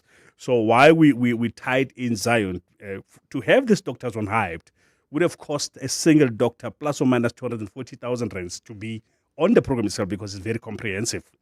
However, we realize that we don't want them to pay. So we built this docu-reality aspect of it to try and fund the initiative without asking for money from these doctors. But there's another angle to it. They also get paid because remember, in film production, you cannot use people's content without paying them. So you're also creating some kind of a stipend while you're developing them. Where does this content live? We are targeting TV. We are now working on about 30 episodes of this content. But we will be looking at other platforms as well, your social media platforms and all those kinds. I mean, it's important, I would imagine, for the public to understand what these young people, and I'm talking, of course, of the recently qualified at least, to see what they experience and what it really is like. Exactly. You are not just telling the story, you are also demystifying the sector. And again, you are inspiring the younger generation that aspires to become doctors to see as to what challenges the... But where is the mismatch? Because I would assume that our public healthcare sector specifically needs all the human resources it can find. So where is the mismatch? Because it's not as if the work isn't available, but why are we not seeing enough posts? Budget. It's a pertinent question, and I'm using a very simple example. I would say if you were to use an electric plug point, just put one extension there and keep piling adapters to that one single extension, it will get to a point where it will collapse. That's basically what's happening, because there's only one portal to absorb this young doctors from. We should create a multifaceted solution to say, how do we take these young professionals and help them thrive? Because right now, honestly speaking, you speak to them, they want to be in hospitals, they want to be in public hospitals, and private hospitals do absorb them, but not at the rate that it would sort of like erode the challenge. So for any, I mean, you spoke about being grafted into this WhatsApp group just this morning, right? Yes. And the number for North Gauteng. Yes. I would then imagine there may be young healthcare workers listening to us right now who have not heard of Hyped or Zion, who may want to get involved. What do they do? Okay, they can visit our website, go under Youth in Healthcare. There's a tab that says Youth in Healthcare. Under Youth in Healthcare, we've got a form that they can complete to apply for this. We've often watched talent go to other countries where they are lapping up South African doctors. Yes. This is one way to try and retain some of those skills. Exactly. But again, it's also building, I would say, a brand that is co-owned not only by Happier, but in partnership with these young doctors. Because what we're doing is in that 6 months, upon completion of the program, we don't just leave them hanging. We allocate them private practice that is fully set. It's a turnkey practice that we allocate them. So they go in there, they do it properly branded, properly equipped, and then we'll manage this thing and make sure that going forth, it does not fail. With more money, you can do more. With more money, with more hands, we can do more. With more partners, we can do more. So any big corporates out there, particularly in the healthcare space, you want them on board? Exactly. It's beautiful that I'm speaking to you now. We are in the MOA finalization with the Gauteng Department of Health, but we would like to have more assistance, more corporate entities, especially in the healthcare space. It's really sounding, I mean, it sounds absolutely amazing. This is very important work. This is very necessary work to quite literally save lives. And I absolutely love it. You see, this is why it's part of my favorite part of the week. Gift Nguna is the CEO of Happier, another corporate that cares. 702 podcasts are on 702.co.za. And that brings us to the end of this edition of 702 Breakfast. The Clement Manatela Show starts now. This is EWN. Good morning, I'm Sfiso Zulu. Acting Police Minister Firoz Kachalia is back in Parliament today to give evidence on the state of policing before the ad hoc committee investigating corruption within the criminal justice system. Kachalia's appearance follows the testimony of his two deputies, Kasal Matale and Polly Bushielo, who told the committee that Minister Senzo Mchunu failed to inform them about his decision to disband the